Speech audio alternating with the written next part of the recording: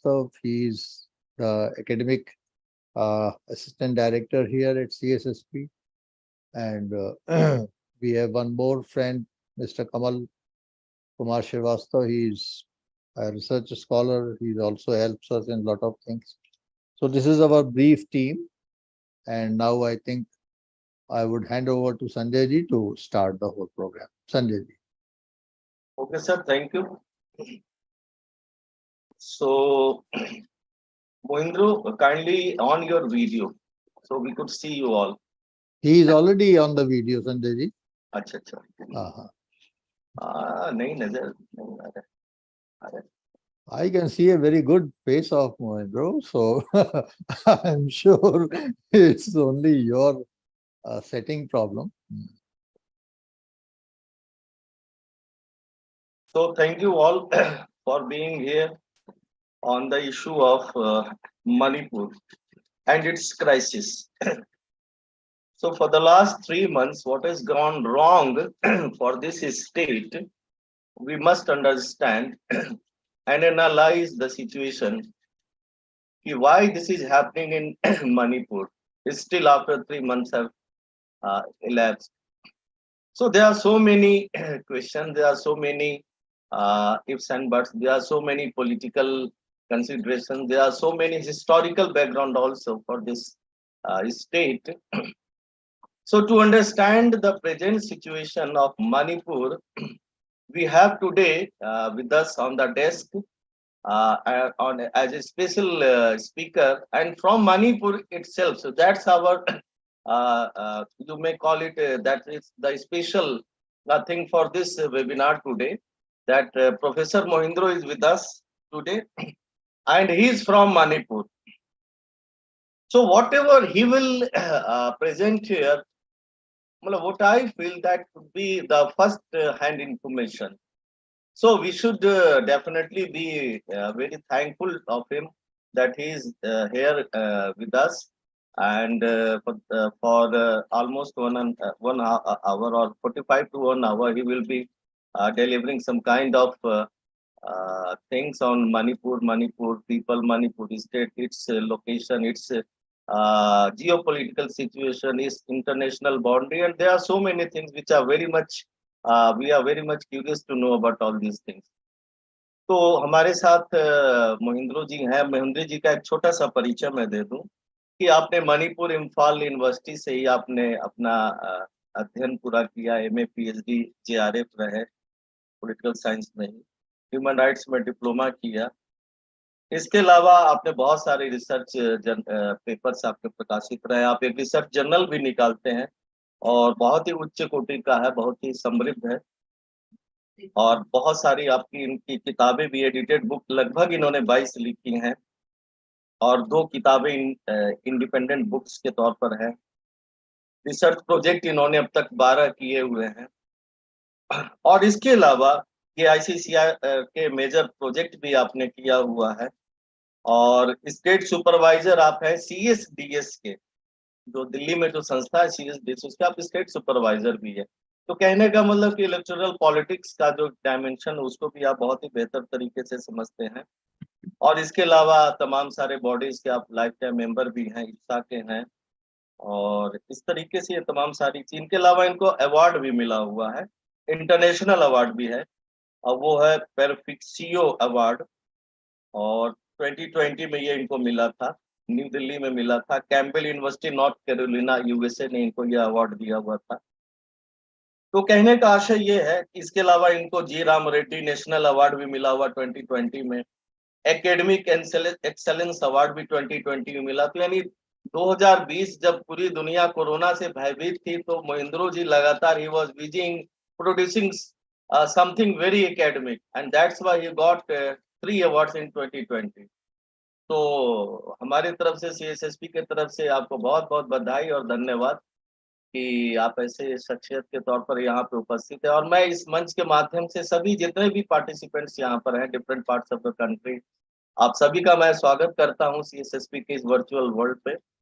और मणिपुर क्या है, कैसे है, किस तरीके से इसको हमें समझना चाहिए, इन सब स्थितियों को जानने के लिए हमारे बीच में मोहिंद्रो जी है. और मेरा निवेदन थोड़ा सा प्रोफेसर अभी गुवाहाटी से जुड़े थे, उनसे भी निवेदन होगा, क्योंकि आप भी नॉर्थ ईस्ट में बेस्ड हैं, तो मेरा आपसे भी निवेदन होगा। लेकिन first before going to Mohindro, there is something to say about the historical background of Manipur. So what I have read, or what I could accumulate information, वो ये कि अगर मणिपुर के जो आधुनिक इतिहास को देखें, मॉडर्न हिस्ट्री को देखें, तो 1709 से यह शुरू होता है। और उस समय मणिपुर को कांगले पाक के नाम से जाना जाता था, if I am not wrong enough, Kangleipak के नाम से जाना जाता था। और उस समय मणिपुर में मैतेई लोग ज्यादा रहते थे, और हालांकि कुकीज भी रहते थे, नागाज भी रहते थे, लेकिन मणिपुर की जो ज्योग्राफिकल लोकेशन है वो इस सेंस में अलग है कि वहाँ का 10% जो है वो वैली है और 90% हिल है। कह सकते हैं फुटबॉल का एक ग्राउंड है, जो बीच का जो ग्राउंड होता है वह बिल्कुल बीच में मणिपुर के, और चारों तरफ जो दर्शक दीर्घा होता है वह उसका हिली एरियाज है। तो ये एक चीज है जो मणिपुर को बिल्कुल खासियत के तौर पर हम सबके सामने रखती है। और जो हिली एरियाज है उसमें कुकीज और नागाज ज्यादा रहते हैं, लेकिन जो इम्फाल है, जो कैपिटल सिटी ऑफ मणिपुर है, वो हिल इसमें वैली में है, और वो वैली राजधानी है, और 10% वो एरिया है, लेकिन सबसे ज्यादा पॉपुलेशन भी वहीं रहती है। तो ये तो ये चीज है। लेकिन उसके बाद 1709 में उस समय मणिपुर में राजशाही थी, और उस राजशाही को अ, पंपीवा शायद कहते थे, राजा को पंपीवा कहते थे। और वो भी एक मितेई थे, राजा के तौर पर थे, जो बाद में उन्होंने हिंदू रिलीजन को एडॉप्ट कर लिया था। और जिसके कारण, और उनके एक स्वामी, मतलब उन्होंने एक गुरु जी थे, उनका नाम था शक्तिदास, उनका नाम था गोस्वामी, संभवतः शक्तिदास अधिकारी, गोस्वामी नहीं। तो कांगले पाक ने जब हिंदू धर्म को एडॉप्ट कर लिया, उसके बाद उन्होंने अपना नाम चेंज कर लिया, और उन्होंने अपना नाम गरीब नवाज रख लिया तब। तो गरीब नवाज नाम रखने के पश्चात, और उन्होंने मणिपुर का जो ऑफिशियल जो धर्म है वह हिंदू घोषित कर दिया। तो ये एक चीज तो हुई जो बिल्कुल 1709 से जो शुरू होता है मणिपुर को लेकर। उसके बाद उन्होंने अपनी शक्ति में काफी increased his power a lot. And उस समय जो एक इंटरनेशनल बाउंड्री थी, उस समय म्यांमार जो था वो भी एक किंगडम के अधीन था, तो उन्होंने म्यांमार, उस समय बर्मा के नाम से जाना जाता, बर्मा के ऊपर अटैक कर दिया, और अंत में मणिपुर में बर्मा को मिला लिया। तो एक प्रकार से मणिपुर उस समय बहुत ही मजबूत राज्य था, और कह सकते हैं। परंतु 1751 ईस्वी में इनकी डेथ हो जाती है, पंपीवा की डेथ हो जाती है, और उसके बाद मणिपुर किंगडम जो है वह धीरे धीरे बिखरना शुरू हो जाता है। तो बर्मा का जो पोर्शन मणिपुर ने कैप्चर किया था, तो बर्मा ने पुनः फिर से एक बार मणिपुर पर आक्रमण करके और मणिपुर को अपने में मिला लिया। तो ये देखिए कहानी इस तरीके से चेंज होता है। और वहां से, उसके बाद से बर्मा किंगडम के अधीन में मणिपुर रहा। बाद में अंग्रेजों से मणिपुर ने, उनके साथ कुछ खतों किताबत की, रिटन इस संबंध में बहुत सारे डॉक्यूमेंट्स भी हैं। उन्होंने ये कहा कि हमें बर्मा से मुक्ति चाहिए और आप हमारी हेल्प करें। तो 1819 ईस्वी में बल्कि उसके बाद से 1815 से 1819 के आसपास में मणिपुर में बहुत ज्यादा मार काट की एक स्थिति रही। लगभग 5 से 6 साल की वह स्थिति थी, 1819 से लेकर 1824 तक। और उस समय के राजा थे गंभीर गंभीर सिंह, उस समय के राजा थे। उन्होंने इनकी मदद मांगी ब्रिटिशर्स से, और उसके बाद ब्रिटिश आर्मी ने हेल्प किया, और मणिपुर को एक प्रकार से बर्मा से आजादी दिलाई। तो उस समय एक कहावत है कि 1819 से 1826 के बीच में वह जो पीरियड है, जो 6 और 7 इयर्स जो पीरियड है, उसको चाही टॉरेट कुंथारा, कुछ इस प्रकार से ये कहा जाता है कि ये एक कहा जाता है कि वो मणिपुर की स्थिति उस समय बहुत ही खराब थी और 6-7 साल उनके लगातार युद्ध में लगे रहे। लेकिन इस बीच में ये हुआ कि थोड़ा-सा हम लोग इसके पॉपुलेशन को भी समझ ली। जो कुकीज़ हैं वो साउदर्न पार्ट ऑफ हिलीज़ एरियाज़ में रहते हैं। जो नागाज़ हैं वो northern part of hilly areas रहते हैं और जो मैतेई हैं वह इसमें प्लेन एरियाज़ में रहते हैं, यानी कैपिटल सिटी के नज़दीक रहते हैं। लेकिन जब बर्मा ने अपने अधीन किया था मणिपुर को, तो उस दौरान कुकीज़ और नागाज़ बहुत सारे भाग-भाग कर जो आस-पास के जो नेबरिंग स्टेट्स है, जिसमें असम है, जिसमें त्रिपुरा है, जिसमें अरुणाचल प्रदेश है, वहाँ भी ये लोग भागकर चले गए थे। तो आप पाएँगे कि ये तमाम जो सारे ट्राइब्स हैं, वो वहाँ भी पाए जाते हैं। तो इस प्रकार से ये एक कह सकते हैं कि एक हिस्टोरिकल बैकग्राउंड इनका ये है। लेकिन जो मॉडर्न जो एरा है, जो मणिपुर की वो after the independence of India, Manipur भी चाहता था कि उसकी अपनी इंडिपेंडेंस बनी रहे, परंतु जैसा कि इंस्ट्रूमेंट ऑफ एक्सेशन, ये हम लोग को सबको जानना चाहिए और समझना चाहिए कि उस समय 2 ही ऑप्शन थे कि जितने भी देशी रियासत थी भारत की आज़ादी के समय, there was only 2 option, either you have to merge with India और with Pakistan, there was no third option at all. तो भारत की ये जो पॉलिसी थी, या इंडिया इंडिपेंडेंस एक्ट में ही ये सारी चीजें लिखी हुई थी। तो इंस्ट्रूमेंट ऑफ एक्सेशन के जरिए ये जो बातें थी। लेकिन मणिपुर चाहता था कि एक इंडिपेंडेंट स्टेट्स रहे, लेकिन भारत ने एक प्रेशर दिया और 1949 में जब शिलोंग की यात्रा पे वहाँ के राजा थे या देसी रियासत जो भी थे, उनको एक प्रकार से नजरबंद कर लिया गया और यह कहा गया कि अब आप तभी मुक्त होंगे जब आप पहले इंस्ट्रूमेंट ऑफ एक्सेशन पे साइन कर देंगे। तो सितंबर 21 को साइन किया गया और इफेक्टिव होता 15 अक्टूबर 1949। 15 अक्टूबर 1949 से Manipur it became a part and parcel of Indian territory. लेकिन after the State Reorganization Act in 1956, Manipur was given the status of a union territory, and finally in 1972, Manipur was given a full-fledged state status.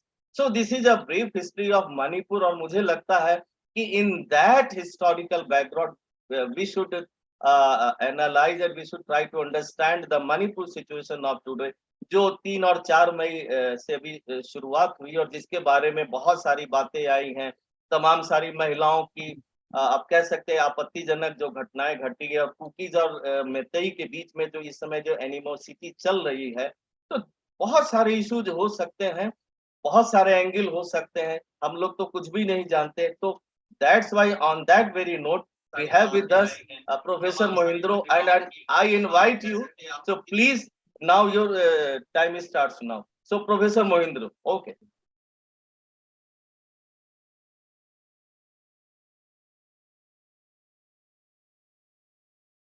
Please Sound unmute नहीं आ रहा है। yourself. Mohindro, your voice voice is is not not coming. coming, Mohindro.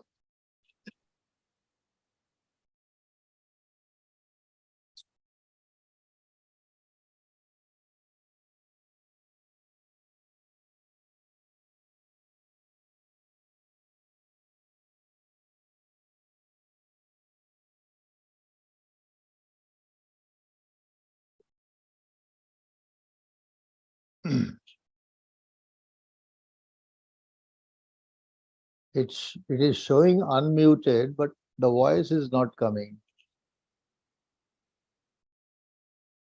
You may reconnect if you wish. That's a good option. Just You can exit and then yeah, reconnect. you can exit and reconnect, re-enter the yeah.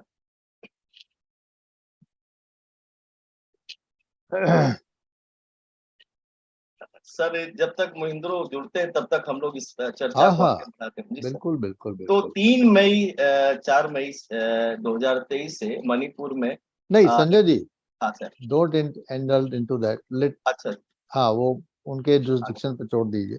ठीक है। इसमें 2-3 चीजें हम लोग रखें ध्यान में। एक तो ये कि let us not give it twist to this discussion on a journalistic track, है ना, क्योंकि जर्नलिस्टिक ट्रैक में तो बहुत सारा 3 महीने से सब लोग देख ही रहे हैं टीवी पे और let us give it an academic orientation. एक तो ये चीज दिमाग में रखनी है कि भाई अखबार में तो रोजी, और इसके लिए इस चर्चा के लिए मैं गणेश जी का विशेष रूप से आभार प्रकट करना चाहूंगा, क्योंकि पिछला जो हम लोग का कार्यक्रम रहा था, उस पिछले कार्यक्रम में आपने विशेष रूप से इस बात पे चिंता प्रकट की थी कि हेलो, हाँ हाँ, या अब आई थैंक यू. आवाज. So he had expressed anxiety and also a curiosity why we have not discussed Manipur. So I hope आज गणेश जी बहुत खुश होंगे कि उनके सुझाव का CSSP ने पालन किया है, and we are very happy that we have been able to rope someone from Manipur. So without losing any time, hand over to Mohindra. Thank you very much, sir. All the professors and especially Professor A.K. Verma, Professor Sanjay Kumar, and all the CSS people, and all the senior faculty and all the senior professors and Professor Jatiaraj Pathak, and all the research scholars and academia friends. My presentation will be very simple. Throughout, I will try to academically, but it is also based on the content analysis. Let me share some 2-3 slides, and then I will speak.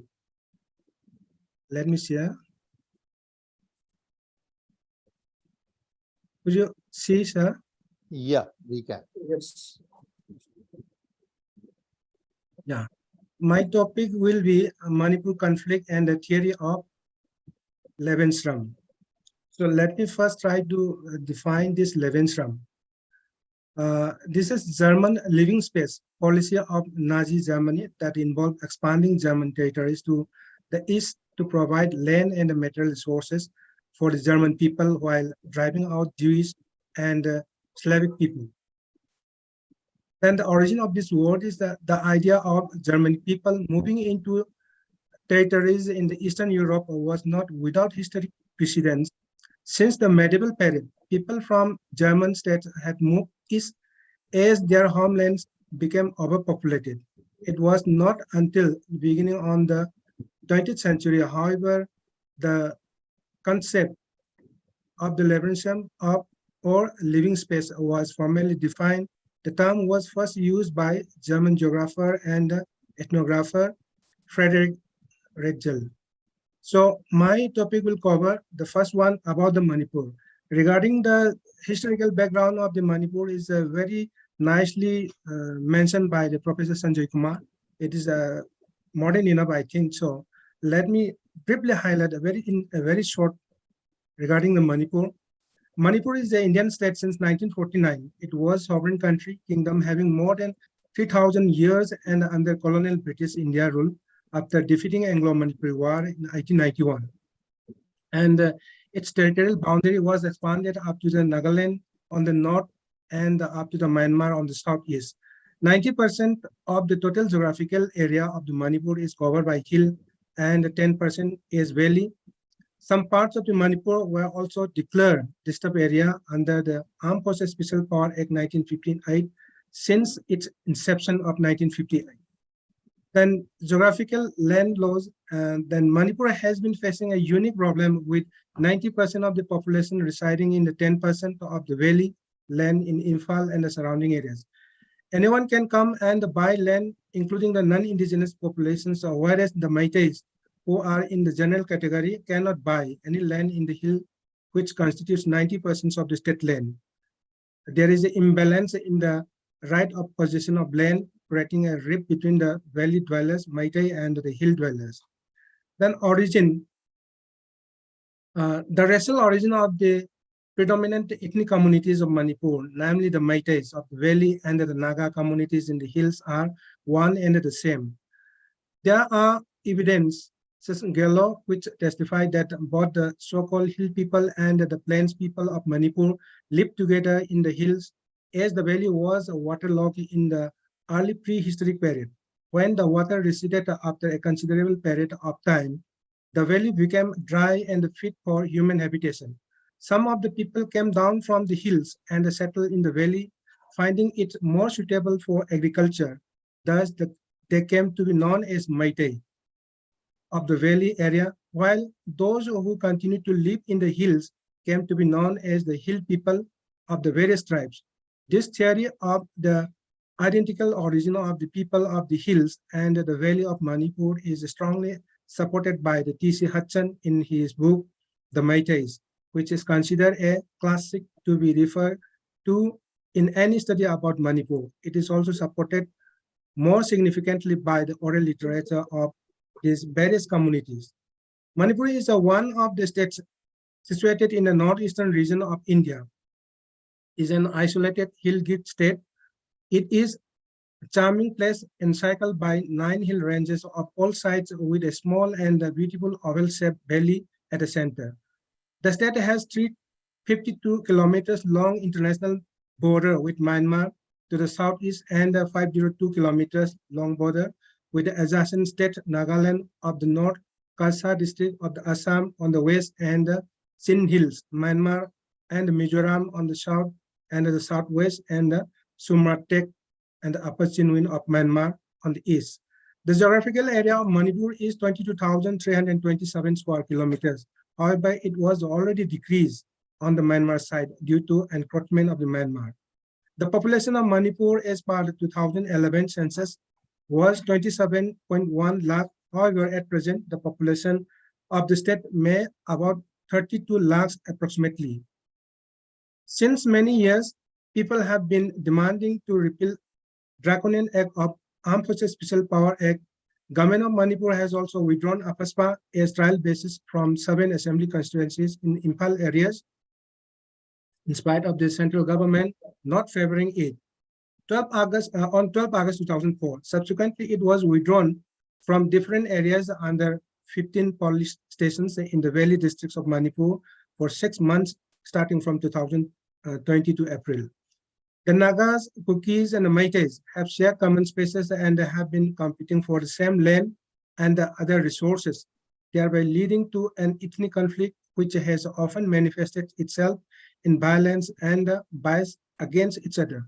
While studying ethnic conflict in Northeast India, perhaps Manipur is the only state in entire Northeast which experiences different issues and problems.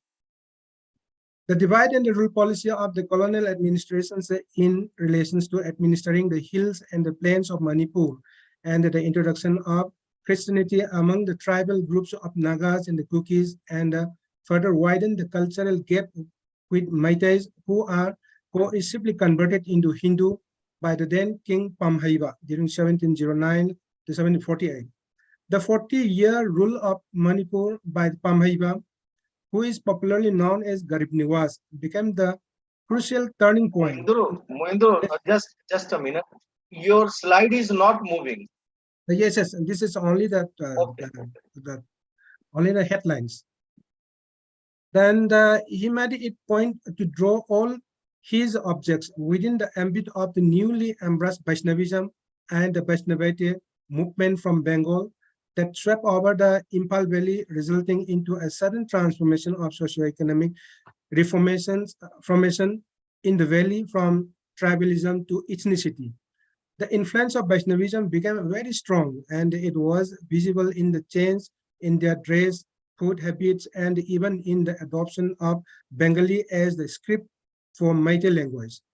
After India's independence, these communities continue to coexist peacefully.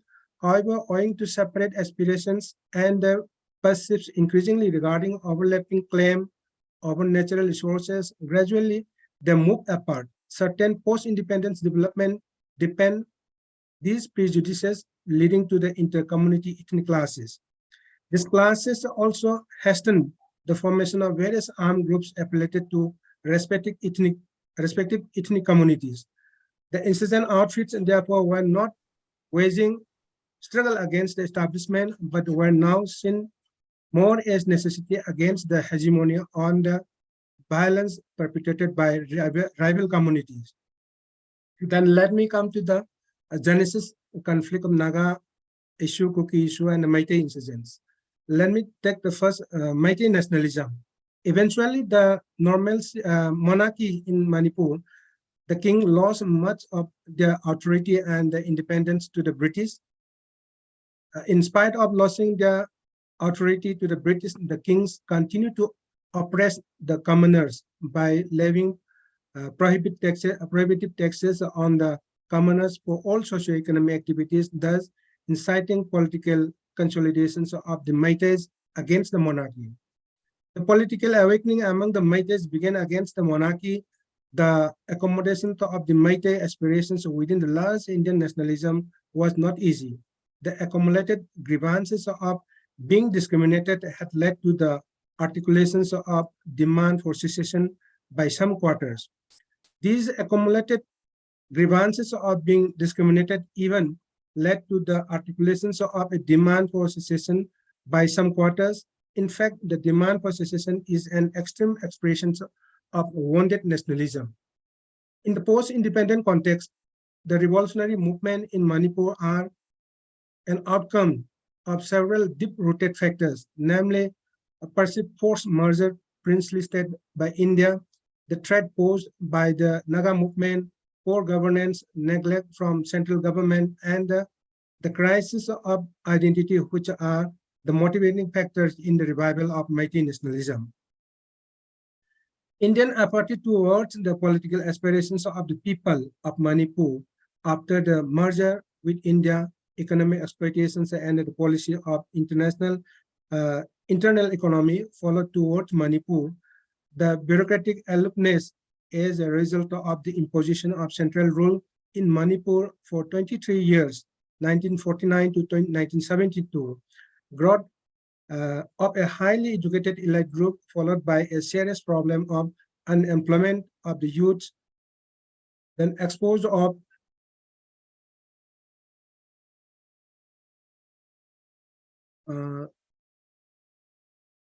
youth and the exposure of discontented leaders to the ideas of revolutions in many countries of the third world, including Marxist ideas.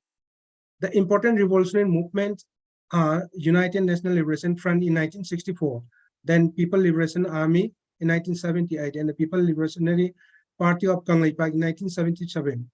That demand is very different from other insurgent outfits exist in Manipur, that it is to get sovereignty or pre-merger status. Then let me come to the Naga identity. The Naga identity in Manipur was mainly spearheaded by the Haipo Jadonang and the Rani Gairilu, who launched the anti-British movement in 1931. At that time, it was not termed as the Naga movement, but rather as Kabui and the Kachanaga movement, since the influence of the Naga movement of Nagaland was not really influencing the Nagas of the Manipur at that point of time. This only indicates the Naga identity was in flux even in the middle of the 20th century. The growth of the nationalism among the Nagas of Manipur can be traced back to the first half of the 20th century. The British rule brought many changes in the age-old traditional society, tribal society. Moreover, the state of Christianity was a major cause of concern, as it was a superimposition of the foreign religions and the practices of the traditional belief and the practices. Jadonang and the Gaidin rose in revolt against the British in 1930, which may be termed as a revivalist movement of the Jalengrongs. Moreover, the Naga of Manipur were not included in the proposed idea of unified Nagaland as demanded by the Naga People's Convention in 1957. The demand for unification was brought into the sharp focus following the establishment and the ascendance of hegemony of the National Socialist Council of Nagaland, NSN, in 1980, and the subsequently NSNIM, Isakmuiba of 1988. With the strategy of NSNIM to engage government of India through peace overture and effected the merger of Naga inhabitants and inhabited hills of Manipur as a part of the bargain, backfiring on the face of stiff opposition from the Meiteis. The Naga nationalism in Manipur turned assertive and restive. On August 1, 1997, the NSNIM and the Union Government of India entered into the ceasefire agreement and continued till today. A Dream of Greater Nagaland by the NSNIM, which is a major factor for the Naga and the Meitei conflict. Nagaland state has an area of 16,579 square kilometers, while the NSNIM map for Nagaland covers 120,000 square kilometers. That is, all the Naga inhabited area continues to Nagaland, spreading to Manipur, Assam, and Arunachal Pradesh, and to the Naga inhabited area of Myanmar, the neighboring country. The NSNIM says the political negotiations with New Delhi cannot cover Nagas in Myanmar, and it will be taken up the issue at the later stage. The 2013 report of the Parliamentary Steering Committee of the Home Affairs presented in the Parliament in 2018 states that Ravi had briefed the committee that the position of the NSNIM from the very beginning has been that Nagas were exceptional. Nagas were not Indians. Nagas are sovereign, and any settlement could be reached only on the basis of the fact that this is a settlement between two sovereigns. While the government kept them engaged, they had continued their position that they will be with India on the basis of negotiated agreement and would not be within India. Then let me come to the Kuki identity. The Kuki were first heard in 1777 during the Governor Generalship of Warren Hastings, when these tribes frequently attacked the British subjects in Chicago. In 1845, their large-scale migrations posed anxiety to the all Kuki inhabitants of the hill people in Manipur. That means they are entering by this 1845 and the other later parts also. In order to bring a solution to the problem, MacCulloch, the then political agent of Manipur, settled them down in such a manner that they act as a guards on exposed frontiers. Like the term Naga, the Kukis is also a generic term applied to the various sub-tribes. Then in Manipur, they were known as the Khongjais before the use of the term Kuki. Then the growth of Kuki nationalism in Manipur. The growth of Kuki nationalism also started like the Naga initially through mobilizations of the Kukis against the British. The Kukis resisted the British, who forcefully wanted to recruit and send them to France as labor corps during the First World War. With the Nagas and the other tribal groups in the region getting their homeland, the young generations of the Kukis also became restive.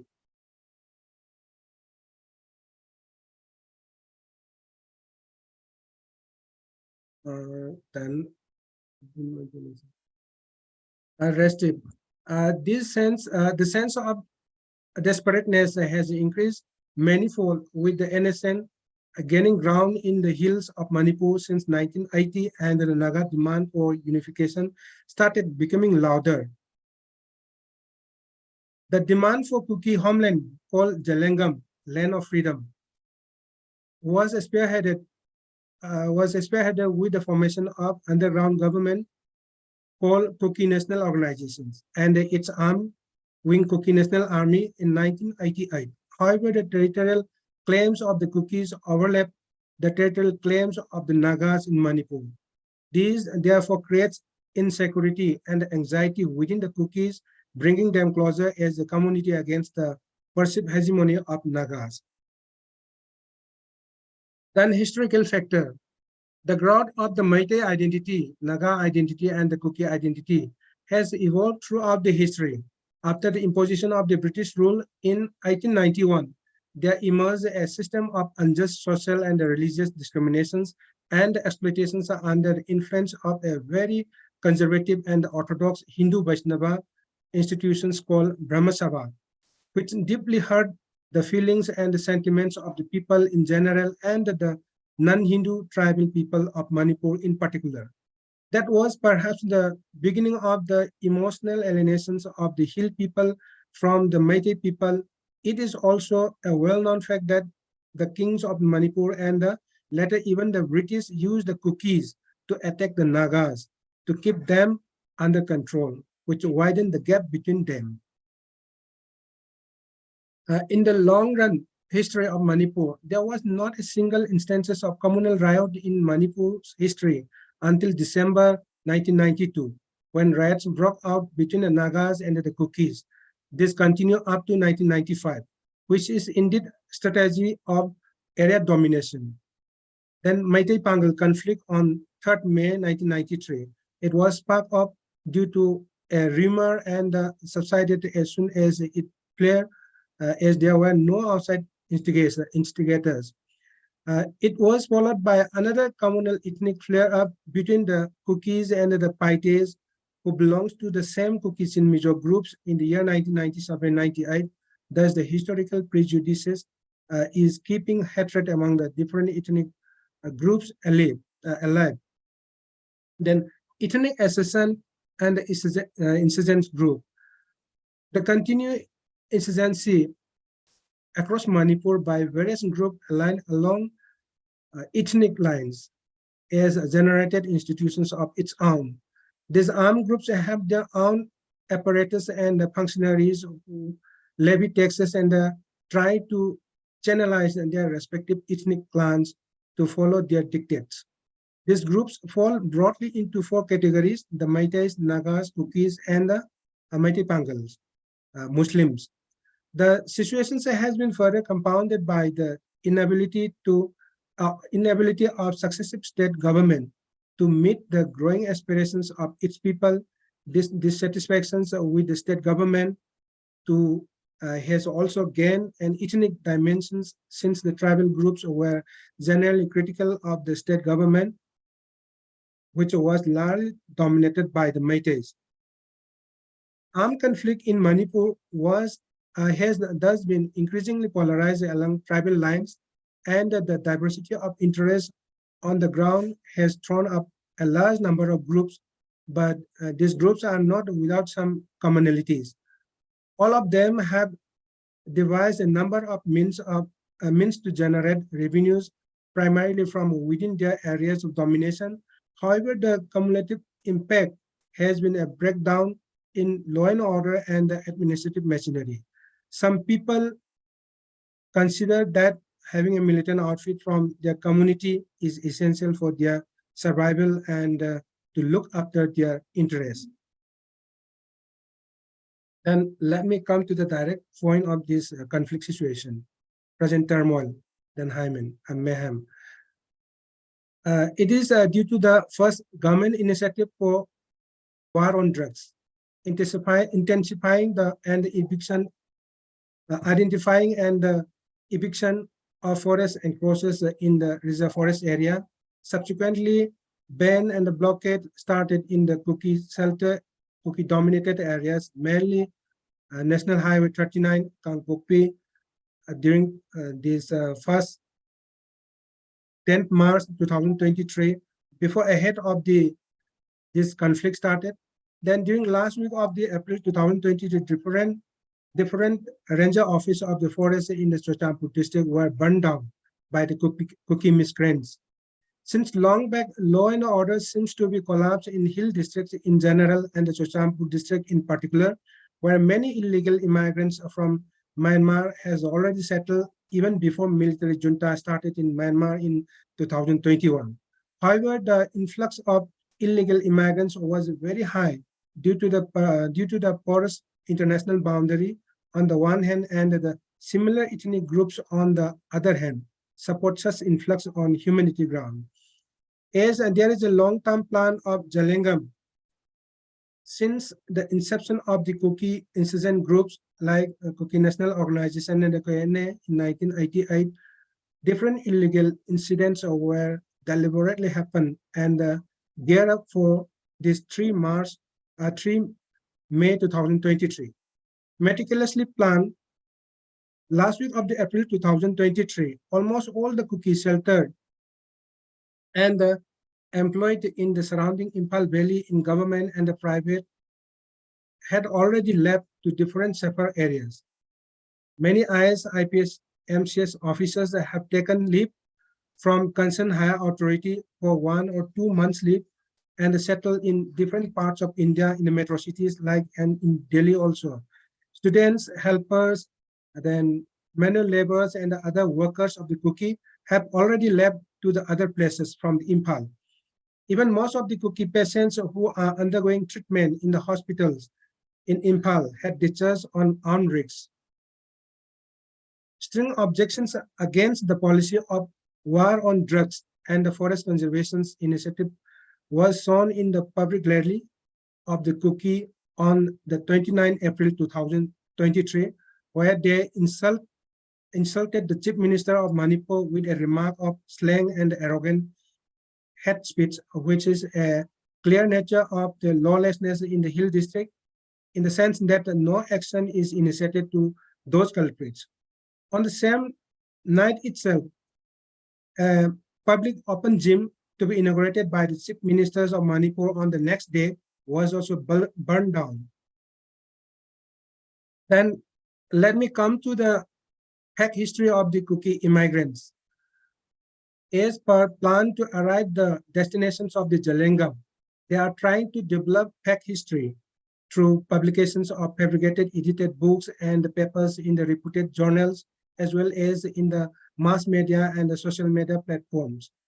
Usually they Christian different localities in the valley areas as well as in the hill areas with their dialects and with their names.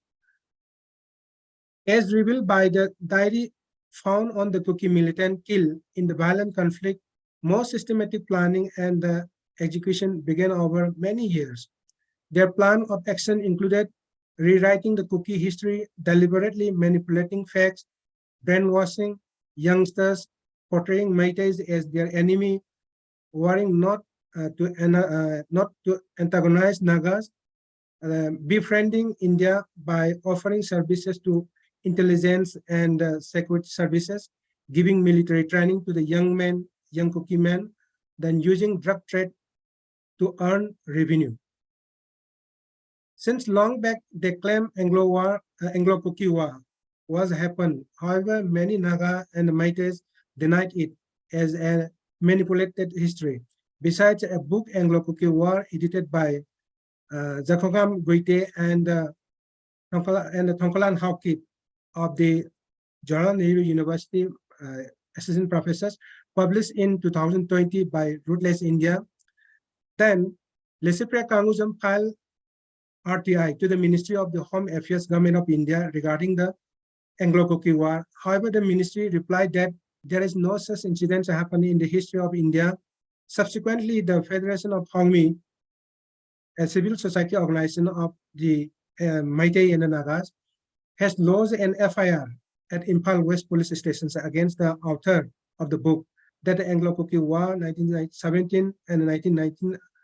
The FIR stated that the book was not based on the any factual basis and the evidence. The book claimed the armed Kuki rebellion of 1917 as an Anglo-Kuki war, which happens to be a concocted factional war that was being falsely disseminated widely, creating an environment which disturbs the peace of the state, the FIR stated. Besides, in the present conflict, which is genocide in nature of the Kuki militants, is to flush out all the Meiteis from the Kuki-dominated areas. Churchandpur district, the epicenter of the conflict, is settled by Meiteis and closely associated with the history of the Churchandpur, history of the kingship, and the Churchandpur itself is also named from the then Churchan Maharaj. There were about 12,000 Meiteis who are living with lots of suffer by paying illegal taxes to the militants in the Churchandpur. All the Meiteis houses and the Hindu temples were burned down and demolished with bulldozers to erase the witness of living Meitei people to develop their own history. Then demolition was also done in the presence of the Indian Central Forces, which is very contradictory when it compared to the valley, Impal Valley, where most of the Kuki houses are still guarding, protected by the Central Forces and the State Forces. The violent conflict that erupted on May 3rd, 2023 in Manipur, Churchandpur district, and its adjoining areas of the Bishnupur district, from where thousands of people belonging to the Meitei community fled for their lives with just the clothes they were wearing and taking shelter in different relief camps. Burning of hundreds of the Meitei houses began almost simultaneously on May 3rd, 2023 in other places too, is to claim the areas as homeland, exclusively for Kuki Jomi tribes. Few hundreds of the Meitei people from More town fled. More is in the neighboring side of the Myanmar. Meiteis were completed, taken by surprise. During later hour on May 3rd, Meiteis began retaliations against the Kuki Jomi tribes viciously and violently. Almost all Kuki villages in the valley were attacked and destroyed or burned down. Many were also killed. They also fled for their lives. Then the central government apathy. Indeed, the present turmoil is in the hands of the central government in the sense that the attacking groups of the Kuki militants are under the suspension of operation. It is witnessed that on the day of incident started at Torbung in the Chorchanpur district, where many central and state forces were there, but were simply watching the mob. Besides, the state forces were also empty-handed due to no command from DIG, who is also Kuki ethnic. Interestingly, Kuki militants and the central forces have no confrontations or fighting each other. However, India government and the different Kuki militants signed suspensions of operation in 2005 without the consent or without the information of the government of Manipur. And it was converted as tripartite by joining with the government of Manipur by 2008. As such, the Kuki militants seems to pre-movement and attack against the civilian Meitei people, which are against the ground rule of the Shu. Central forces and the Assam Rifles in particular helped Kuki militants in many occasions. The ground rule of the Shu stated that to stay all the Kuki militants at the designated camps and lock their ammunitions, and not to indulge extortions, collections of illegal taxes, and will not against the territorial integrity of Manipur. It is not only the state issue, rather it is an external attack with the support of Israel and the Myanmar militants. Recently, the state government had withdrawn from the Shu by 10 March 2023 on the charges that they violate ground rules and encourage on the burning of forest offices in different Kuki-dominated areas. However, the Indian chief of the armed forces visited the state and seized the ground reality of the conflict and expressed his report against the factual account. On the other hand, Home Minister Amit Shah also diverted the ground reality also. Perhaps there may be the confidential internal security arrangement, but it hurts most of the people. As such, central government seems to give free hand to all the Kuki militants that whatever they have done are against the Indian constitution. Federal structure is also totally collapsed, and most of the administration are handled by the central government through a security advisor. Then let me come to the political nexus with militants. In such conflict state, insurgent groups are usually involved in the electoral politics in the hills and the remote areas. There is no elections in the true sense in the hill areas. Instead, it is selection. NSNIM support some Naga candidates in the Naga-dominated areas, and in the same way, Kuki militants sponsor their candidates who are loyal to them to do whatever they say after elected. All the 10 Kuki MLAs, including 2 ministers in the present government, who are demanding separate administration, and they are also sponsor candidate of the different Kuki militants. Significantly, 2 women MLAs, Kuki MLAs, are the wives of 2 chairmen of different Kuki militant group. So all these 10 Kuki MLAs have been dancing on the whims of the Kuki militants.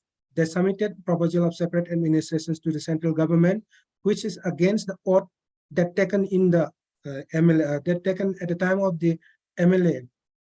Then during the last parliamentary and the state assembly elections, fate of the candidate depends on support of the Kuki militants, and also the nomination of the candidate for the ruling Bharatiya Janata Party depends on the recommendation of the Kuki militants. Union Home Minister Amit Shah presently canvassed for votes by coming to Manipur and paying the Kuki militants millions of rupees under some pretext as due funds for suspension of operations on the eve of last state assembly election 2022. In response to the release of the funds, the Kuki militant groups under the SHU also dictated the Kuki voters to vote for the BJP. Then immediate factor, initiative of the government war on drugs. Since 2018, the government of Manipur announced war on drugs to save the nation from the drug mafias in Manipur. It is known to all that brown sugar and the heroin number 4 is smuggling from Myanmar, and the poppy plantation, poppy cultivations is undergoing in different parts of the hill areas, mainly where Kuki settled, Kuki dominated areas. Many political elites are indulged in this drug trafficking with Kuki militants. Interestingly, Central Forces or Assam Rifles has no role on the prevention of the poppy cultivation that in front of their camps, such illegal plantations is undergoing. Prevention of reserve forest land.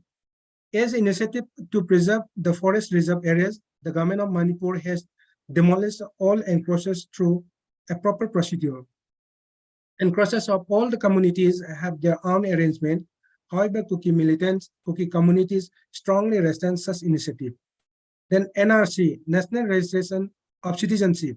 Both the Meiteis and the Naga community has been demanding for implementations of the NRC in the state so as to identify the illegal immigrants of different communities. However, the Kuki people, mainly who are enter illegally, resist the NRC. Mention may be made that there is the old Kuki and the new Kuki. All these old Kuki groups may not affect by this implementation. However, new Kuki will be definitely in the net of the NRC. So this new Kuki brainwash all the old Kuki not to support NRC. Then objection on as to demands of the Meitei. Yes, both the Naga and the Kuki do not want to include Meitei in the scheduled tribe list on the charging that the Meitei is already in advanced ethnic group in Manipur. There is misconception amongst the tribal that if the Meiteis are in the ST category, they may take the facility which the tribal people supposed to get in the future. Besides, the Meitei may have the right purchase land from the hill areas. On the other hand, the demand for scheduled tribe for Meitei is not a new one. Significantly, the Tribal Solidarity Rally of May 3, 2023 is a very big conspiracy under the name of the All Tribal Student Union of Manipur, ATSUM. At the last moment, to start the rally, Naga tribes understand the conspiracy of demanding separate administration for Kuki homeland. As such, they immediately withdraw support on this rally. Then let me come to the dual governance in hill districts of Churchampur in particular. Indeed, dual governance is appeared in conflict states like Manipur, Nagaland, in particular, where insurgent groups overpower all the state administrations. In the context of the Manipur, some hill districts dominated by the Nagas are unofficially governed by different Naga insurgent groups. In the same way, Kuki insurgent groups also govern in the Kuki-dominated areas. Most of these insurgent groups are now in the peace talk and the SHU, suspension of operations with the India government. However, they act against the ground rules.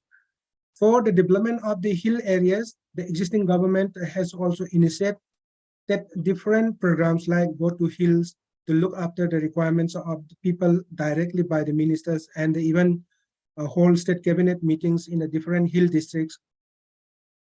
Then let me come to the propaganda war. Since long back, some of the Kuki intellectuals and the students' bodies, civil society organizations have been attempting to justify various lies, whatever they claim. They claim that the present conflict was started by Meiteis to suppress the Kuki, and such lies are spreading to all the media houses, even including the BBC. Their main objective of such wrong narrations and propaganda is to defeat Meitei, as well as to consider Meitei as an uncivilized people throughout the world. Even the Meitei people who are residing outside the state and working in different metro cities and even in foreign countries believe the wrong narration, wrong information spread by the cookie as reported in the international and national news, as well as in the social media platforms. Their main purpose is to collect such printed published news and to make documentations for making distorted history to elect how the majority might torture them. The same shall be mislead to the young minds of the cookie and generate anti-Meitei feelings, or Meitei is the enemy of cookie. Being a very well planned to elect Meitei, even before 3-4 days of the conflict started, some foreign news reporter were staying at Churachandpur to spread manipulated news, which is mentioned recently in the news channel, The Republic TV.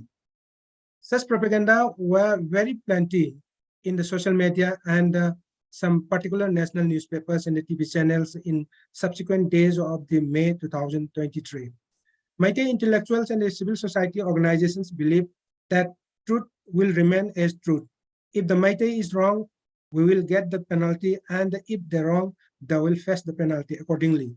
Fortunately, the Prime Minister woke up after a long silence and nothing comment on the hundreds of dead and thousands of internally displaced persons in both the communities after a viral video of two women in naked parade in a mob.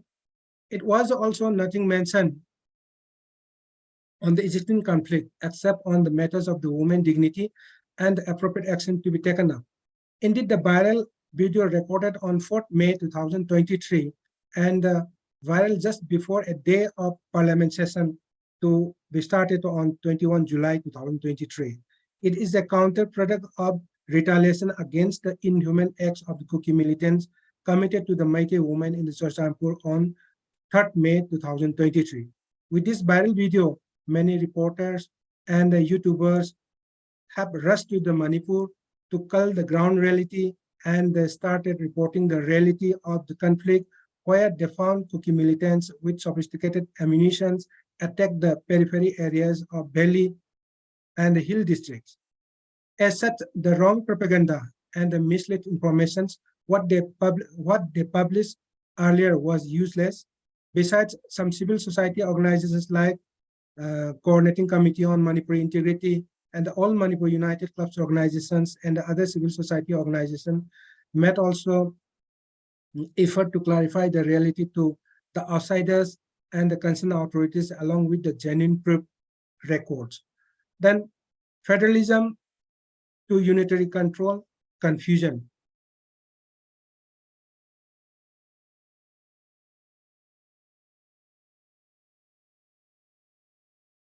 Federal structure of the governance seems to be very vague in the sense that power of the chief ministers in the power of the chief minister of Manipur is in a very sorry state. It is a very confused to all the state machineries, and one security by all the state administration and the state machineries are handled by one security advisor, Kuldeep Singh, which was appointed on the 4th May 2023. Then Article 355 is a part of the emergency provisions contained in part 13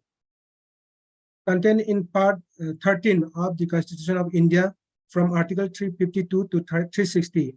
It empowers the central government to take all necessary steps to protect the state against internal disturbances and external aggression. The Manipur government appointed IPS officers Ashutosh Sinha as the Additional Director General of Police, Intelligence and the Operational Commander to control the shimmering balance and bring normalcy of the state. Some reported news argued that Article 355 is imposed in the state. However, it is again denied by the authority. Even the governor of Manipur has no knowledge in this regard. On the other hand, Commissioner of the Home Department clarified that there is no imposition of Article 355 in the state. But many people believe that there may be some confidential needs that the chairman of the unified command is given to the newly appointed Security Advisor Kuldeep Singh, which is usually held by the Chief Minister. As such, all the activities are monitored by the Home Minister through Kuldeep Singh. Significantly, the Supreme Court also declared that the law and order of the state is collapsed by clarifying to the opposition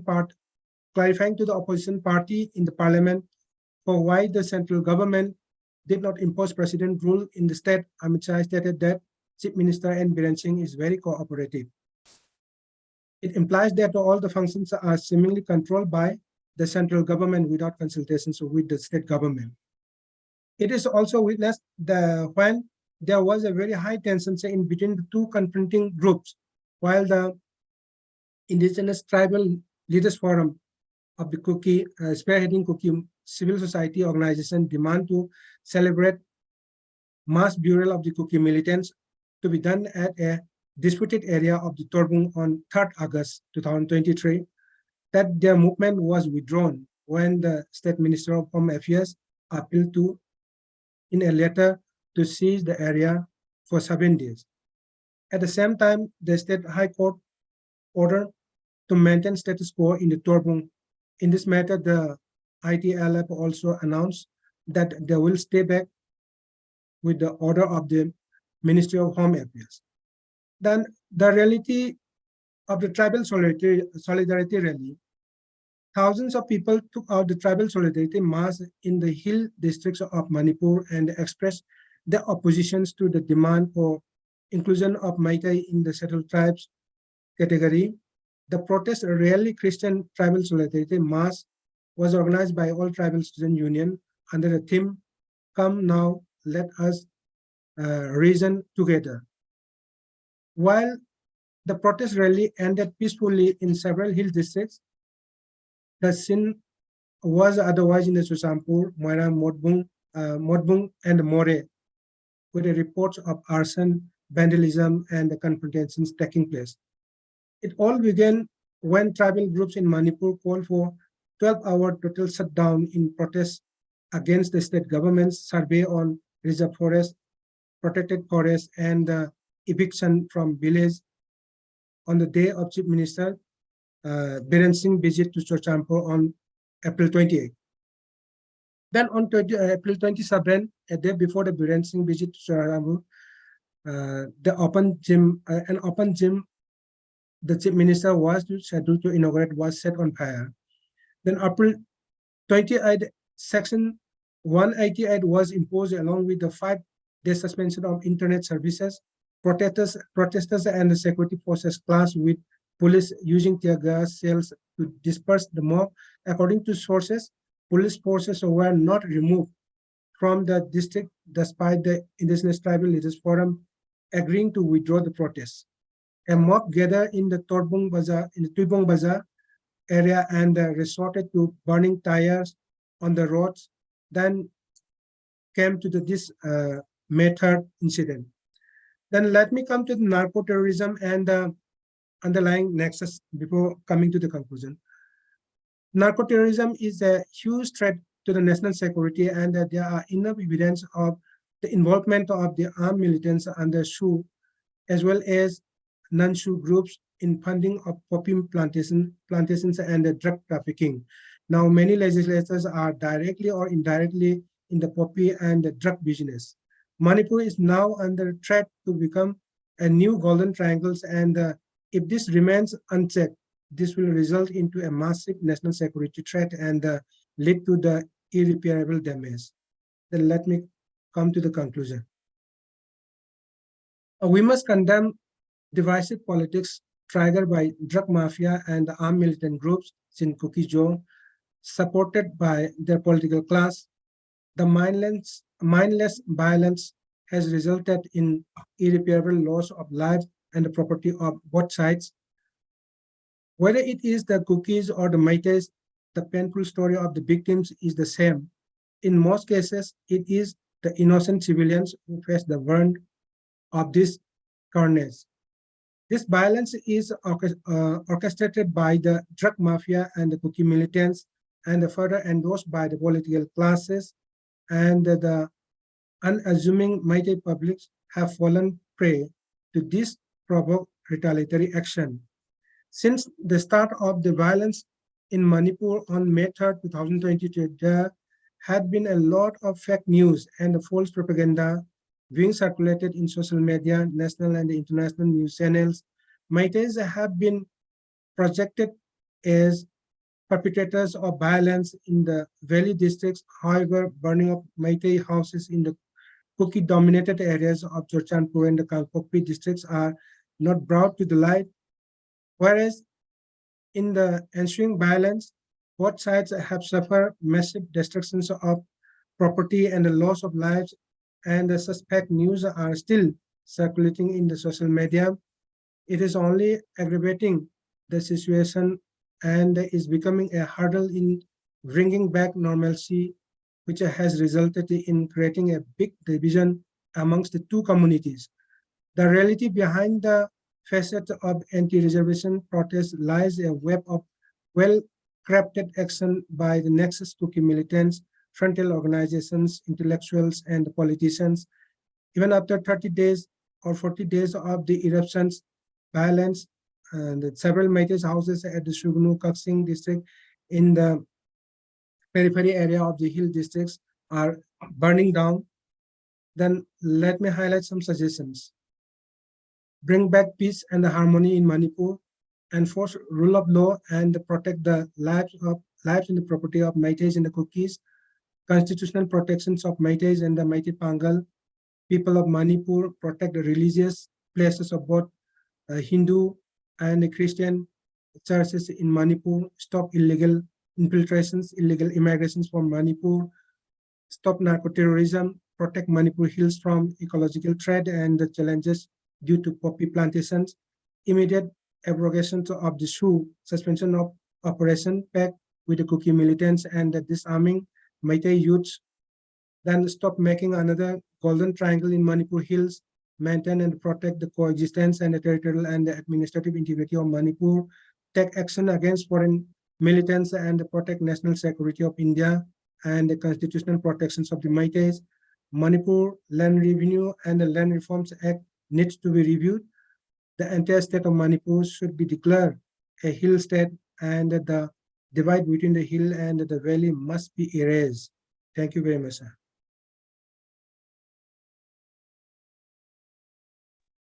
Thank you, Mohindro.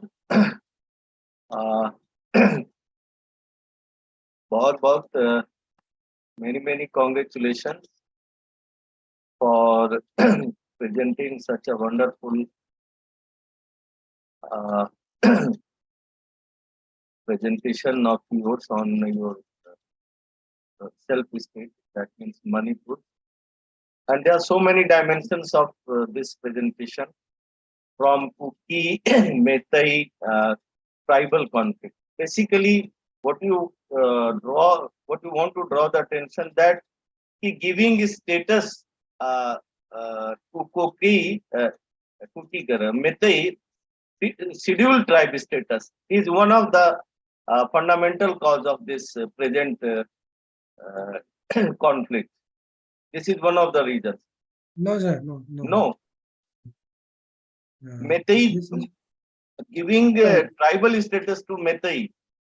This is a very long demand, but they are on the basis, naming on the basis of tribal demand. But their actual plan is the Jalengam. It's a very long plan. Even the Kuki are flooded out from the Myanmar when they are announced the Kuki independent state in the Myanmar also. Whatever they settle there in every area, they will try to occupy, they will try to name their names, and they will try to claim as their ancestral land. This is the main problem. That is why the Kuki Naga conflict also were also started. So very, I should say, very dangerous, and not on the demand of the ST demand. There is a second thing also, that a greater Manipur, creation of a greater Manipur. No, not greater Manipur. But the boundary territorial map of the Manipur is not created by the India. It is already created by the British. Myanmar and India also. It is an international boundary. Yeah. And when the Manipur was merged to the Indian Union, there is also some clause not to break the boundaries and not to disturb the territorial integrity boundary of the Manipur. That is the main thing. So there is some different cases of the Kashmir and the Manipur. Lots of differences are there. Okay. So, Sanjay ji, Verma sir, हाँ we sir, have, we have one speaker from Assam, जी बिल्कुल मैं right? उन्हीं को बुलाना चाह रहा हूँ Ah, sir, मैं उन्हीं को let us बुलाना let चाह रहा us hear हूँ, him. बिल्कुल sir. So there are so many things which are still to be known, which are still to be understood. और मैं चाहूंगा कि हमारे बीच में प्रोफेसर क्या नाम है पाठक, Jyotiraj. हाँ Jyotiraj. हाँ ज्योतिराज पाठक जी हैं. So I request you to kindly have some kind of your opinion on this issue. So please Pathak ji start. This is now your time starts. जी. Yes, sir. Thank you, sir. Actually, I was not ready to have any sort of opinion, but 5 minutes, 5-10 minutes, whatever you may like it. yes, Okay. sir, yes. Thank you, sir. So, what I have found from Professor Mohindra's speech to say, and as an inhabitant of Northeast India, basically there is an undercurrent tension between the majority Métis and the minority cookies. It has been going on since long, because one element is that the cookies, they are demanding their separate cookie land. It is a big issue in Manipur. Then another issue is that it's just a matter of time that is going to happen everywhere, because the Métis, they are majority, but land-wise, they are minority. They are having just 10% of the land. And the cookies, they are minority by population, as we know, but they occupy 90% of the land area. That means the hills. In Manipur, everywhere there is hill, just a tiny small called Imphal Valley, which is plain. And the Métis, they are living in this plain only. So definitely there is scarcity of land, job, population-wise also everything. So definitely there will be some sort of conflict in coming days also. Then another issue is that, as he has already mentioned, about this illegal poppy cultivation. Recently, this central government, they are very aggressive against this illegal cultivation, and that may be one issue for which the cookies, they are quite offended, because they are almost having those free hand in cultivating this illegal or this poppy. And as you know, there is a long boundary, international boundary between Manipur and Myanmar. And Myanmar, you say, it's not like India-Pakistan border. It's quite open. Anybody just can sneak into Myanmar. That is everywhere in Northeast India. So, and since the cookies, they are basically, they are from, originally they are from Myanmar. So they have, definitely they have a very, this sort of, say, huge population in Myanmar also, from where they are getting all this supports. And perhaps you heard about this Golden Triangle, from where the illegal arms and drugs, even people are also illegally, they are migrated. The illegal trade is quite huge in those Golden Triangle between, say, Manipur, Mizoram, and Myanmar. So that border is quite open to say. But again, that is densely forested. Even Indian Army, rarely they enter into those Myanmar areas. Then another issue is that the Christianity, issue of Christianity and all this. Basically, the tribal people, they are originally they were not Christians, as we know, but basically over the years they are being converted into Christianity. So definitely they have their own sort, their own angle of looking into these problems. Then the demand of this ST status by the majority people, it is not a recent demand. From since long they have been demanding, because we know that if you got this ST status, definitely you will have some sort of government jobs and other facilities. And those communities who are already enjoying those facilities, definitely they are going to retaliate. And so these are some of the issues. And but sadly, what happened about this mob lynching and parading nakedly parading this woman, that is a big issue. But basically, that was not the real issue, as my opinion. But because of media and all this, definitely we all must condemn this incident. And where people asked about this rule of law, or whether the governance deficit in Manipur itself, because at the central level also we have both this double engine, so-called double engine. And one issue is that with the people of Northeast India, that we always think that the central leadership, they have very little concern about the people of Northeast India, and that again happened in Manipur also, because very few central leaders, they visited Manipur, except this honorable Home Minister. Nobody is still coming to Manipur, and that's why people have a very negative impression about this issue that is being handled by the central government. So these are some of the issues. Let us hope that in coming days this will be restored. But definitely the equation of this federal structure, it has to be reintroduced, reformed in Manipur, I think, because the hill district, they have their separate entity, and plain we have the separate entity. But definitely there must be some sort of synergy, so that in coming days it is only between these Métis and Kukis, they have to remain there. We are not, they just cannot leave Manipur. Both the communities, they have to remain there. So I must appeal both the communities and the civil society, even the government, to have a formula of local governance in the form of federal restructuring of the system, so that both have their own views, their own say, and they can share government machinery, and let them live peacefully. Thank you. Professor Thank you. let me just Sanjay ji एक प्रश्न पूछना है इनसे इसी जी। Point पे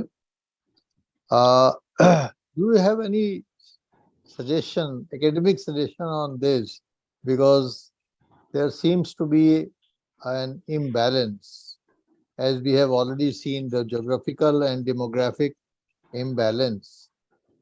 And whenever you are contemplating some kind of federal arrangement, Yes. then I mean that becomes very problematic. You said very easily that some formula has to be worked out. But given the fact that this contradiction that 10% people and inhabiting 90% area and 90% people inhabiting 10%, so how do you actually work out this, in a federal setup? I mean, what you are suggesting, any idea academically, politically, people discussing over there? Yes, sir. Actually, we in Assam, we have that experiment in the form of 6 schedule. So we have that 6 schedule arrangement, where some particular seats are reserved for the ST people, some for general people, and again, since some seats are for open for all categories of people. So in that way, in Assam, we successfully received the demand of separate borough land. In Assam also, the scheduled tribe people, they are demanding separate borough land. But with the implementation of this 6 schedule system in a modified way in Assam, so now the demand is not there, and people are living peacefully in Assam. So may I suggest the same formula in Manipur also, so that once you share the power with the particular community of people, then definitely they will like it, and they will think that yes, we are part of the system. But as of now, it is like that the majority are ruling us, this kind of thing. And since community wise they are different, religion wise also there is differences, so that may be applied in Manipur also. 6 will still again in a modified way, and that is the work of the policing matter to think about that. Sure, There are of lots course. of people. Yes, sir. Thank you. Thank you very much. तो thank you professor पाठक। मेरे ख्याल से sir इसको अब interactive कर दो, open कर दें सर। हाँ, बिल्कुल, हाँ। बिल्कुल। तो हम चाहेंगे कि और भी अगर किन्हीं को कुछ कहना और बोलना है, लेकिन 2-3 चीजें जो जरूर है उभर कर सामने आई है। एक तो यह कि मणिपुर का जो एक हिस्टोरिकल बैकग्राउंड है वह समझना बहुत जरूरी है। दूसरी चीज ये कि नॉर्थ ईस्ट जो हमारे स्टेट्स हैं उनकी जो लोकेशंस है, और खास तौर से वहाँ की जो फ्लोरा और फौना है, और जिस तरीके से जियो पॉलिटिकल जो सिनेरियो है वह समझना भी बहुत जरूरी है, क्योंकि देखिए प्रॉब्लम सिर्फ मणिपुर में ही नहीं है, प्रॉब्लम तो नागालैंड में भी है, प्रॉब्लम मिजोरम में भी है, प्रॉब्लम असम में भी है, प्रॉब्लम त्रिपुरा में भी है। तो ज्यादातर स्टेट्स में कुछ ना कुछ प्रॉब्लम्स है, और उन प्रॉब्लम में एक दो चीजें जरूर कॉमन आती है, खासतौर से ट्राइबल इशू और ट्राइबल स्टेटस को लेकर ये प्रॉब्लम है, स्वाभाविक सी बात है। और कहीं ना कहीं एक जो जो बहुत बड़ा प्रॉब्लम मुझे लगता है कि बांग्लादेश और म्यांमार, यह जो बाउंड्री है लगा हुआ, बांग्लादेश से भी जो एक्सोडस होता है और म्यांमार से जो होता है, जैसा कि प्रोफेसर पाठक ने कहा कि it's a kind of open boundary between Manipur and Burma, क्योंकि कुकीज की जो ज्यादा बड़ी संख्या वो बर्मा में रहती है। यानी एक प्रकार से उनका एक किनशिप है, उनका जो पूरा का पूरा जो पारिवारिक संपर्क भी होगा, उनके रिश्तेदारी नातेदारी भी होगी। तो ये तमाम सारी चीजें हैं, और बांग्लादेश से जो प्रॉब्लम आता है वो आसाम में जाता है, लेकिन कहीं ना कहीं वो हमारे अन्य जो छोटे जो स्टेट्स है मणिपुर मिजोरम त्रिपुरा उसको भी प्रभावित करता है। मुझे लगता है कि इस पूरे के पूरे एकेडमिक बैकग्राउंड में मणिपुर की समस्या को समझना बहुत ही जरूरी है, और ये उसी बैकग्राउंड की उपज है जो वर्तमान जो अभी एक चल रहा है, कॉन्फ्लिक्ट चल रहा है, जो एक प्रकार का जो टसल है, खासतौर से कुकी और मेतई के बीच में। नागा भी इसमें शायद उस तरीके से नहीं शामिल हुए, लेकिन कुकी और मेतई के बीच में। और जैसा कि प्रोफेसर मोहिंद्रो ने इस चीज को रखा कि बहुत सारे फेक चीजें आ रही है वीडियोस के रूप में, ऑडियोज के रूप में, तो उन फेक चीज को कैसे दूर किया जाए और कैसे सही जानकारी हम तक आए पहुंचे और हम लोग भी समझे, क्योंकि अल्टीमेटली अगर आप देखेंगे पॉलिटिकल डिस्पेंसेशन में तो ये जितने भी नॉर्थ स्टेट्स हैं इनका वोटिंग परसेंटेज बहुत हाई रहता है इलेक्शन के समय में, मोर देन 80% पीपल वो वोट करते हैं। तो हम ये भी नहीं कह सकते वो they are fully connected with this idea of India. तो कहीं ना कहीं वह आइडिया ऑफ इंडिया का जो कॉन्सेप्ट है वह थोड़ा थोड़ा मुझे लग रहा है कि उस पर एक डेंट आ रहा है। इसको कैसे एकेडमिकली इसको देखा जाए, और फेडरल स्ट्रक्चर की बात या रीफेडरलिज्म की जो बात प्रोफेसर पाठक ने की कि उसको कैसे एड्रेस किया जाए, मुझे लगता है आज का ये एक बड़ा इशू है। तो इसमें मैं तमाम विद्वानों का विचार जरूर मैं आमंत्रित करना चाहूंगा सर। तो पहले सर मेरे ख्याल से जितेंद्र सर ही बैठे वो नजर आ रहे हैं, तो सर जितेंद्र सर अगर आप इसमें 5 मिनट कुछ बोले, Jitendra sir ji. Jitendra floor sir. Floor को ओपन कर दीजिए संजय हाँ जी। Thank मैं you ओपन very कर much दिया for मैंने। inviting me. हाँ ओपन कर दिया मैंने जी sir. I'm grateful to you and in the entire CSSP for inviting me, particularly Bhaiji, Verma sir, and especially to you for giving me first opportunity to make comments on this or observation. I'm grateful also because having such presentations and informations and analysis from the experts related to that area. I was thinking when the presentation was made by the expert that systematically the policy of divide and rule still continues in many parts of our country, including the Manipur.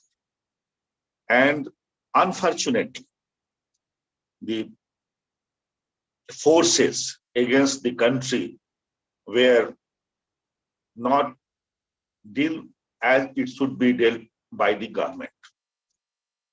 One thing was very, very important to note that whatever has happened till now in Manipur, politics or policies are responsible for it. It has been revealed very, very honestly. And the informations about the cookies, their political power. And I was shocked to know that when Maitris were attacked by the cookies, armed forces, including the DIG, who is also cookie, did not respond as the armed forces. It has also been said that both the MPs and 10 MLAs have affiliation and association with the cookies. And it has been raised by the opposition parties that why two MPs were not allowed to speak, though they belong to the BJP. It does not matter to which party the representatives of the particular particular area belong to, but why they were not allowed to speak. This question, the answer has been given by, from the Manipur, who was the main speaker. And unfortunately, divide and rule and economy, politics of a scarcity here. Said about the population ratio belongs to the majority community, which is Matrai.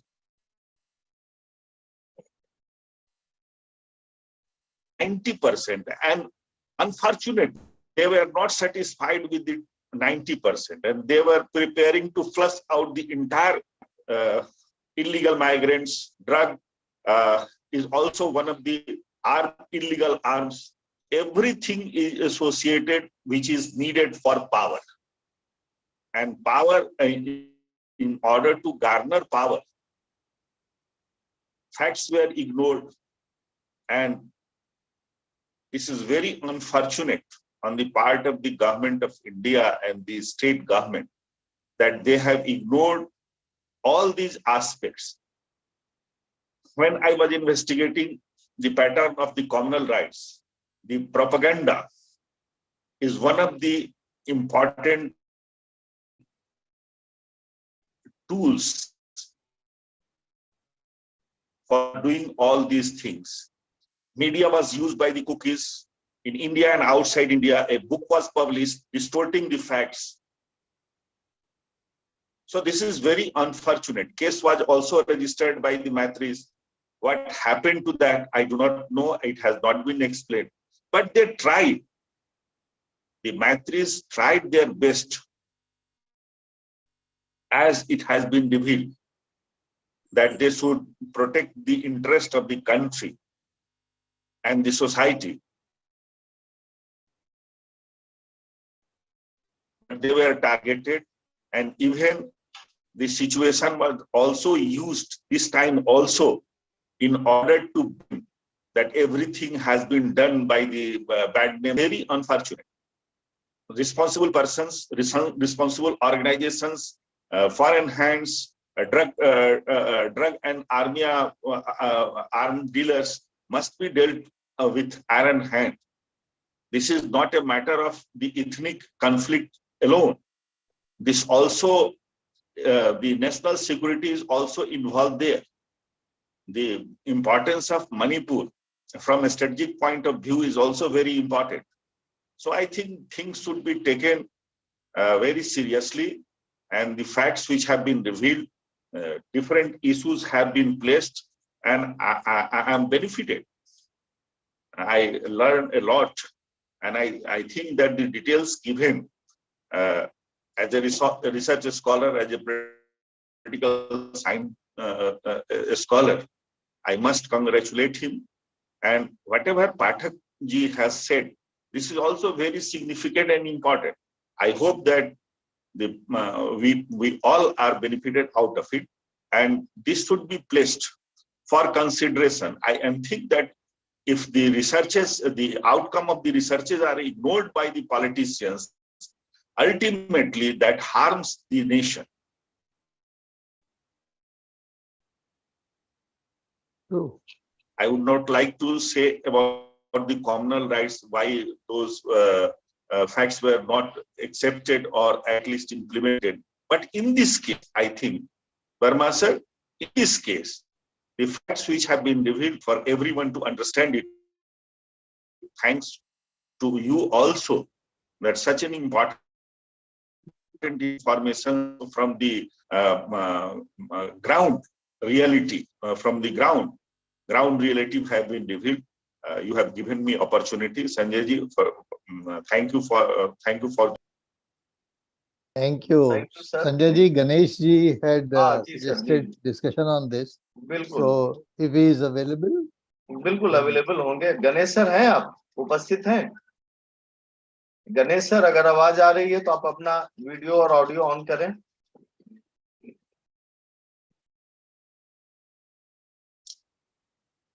Ganesh sir, चलिए madam संध्या चतुर्वेदी से बात करते हैं। Madam, आप सुन रही हैं आवाज? हमारी आवाज आ रही है आपको? हेलो। हाँ मैडम, हाँ जी।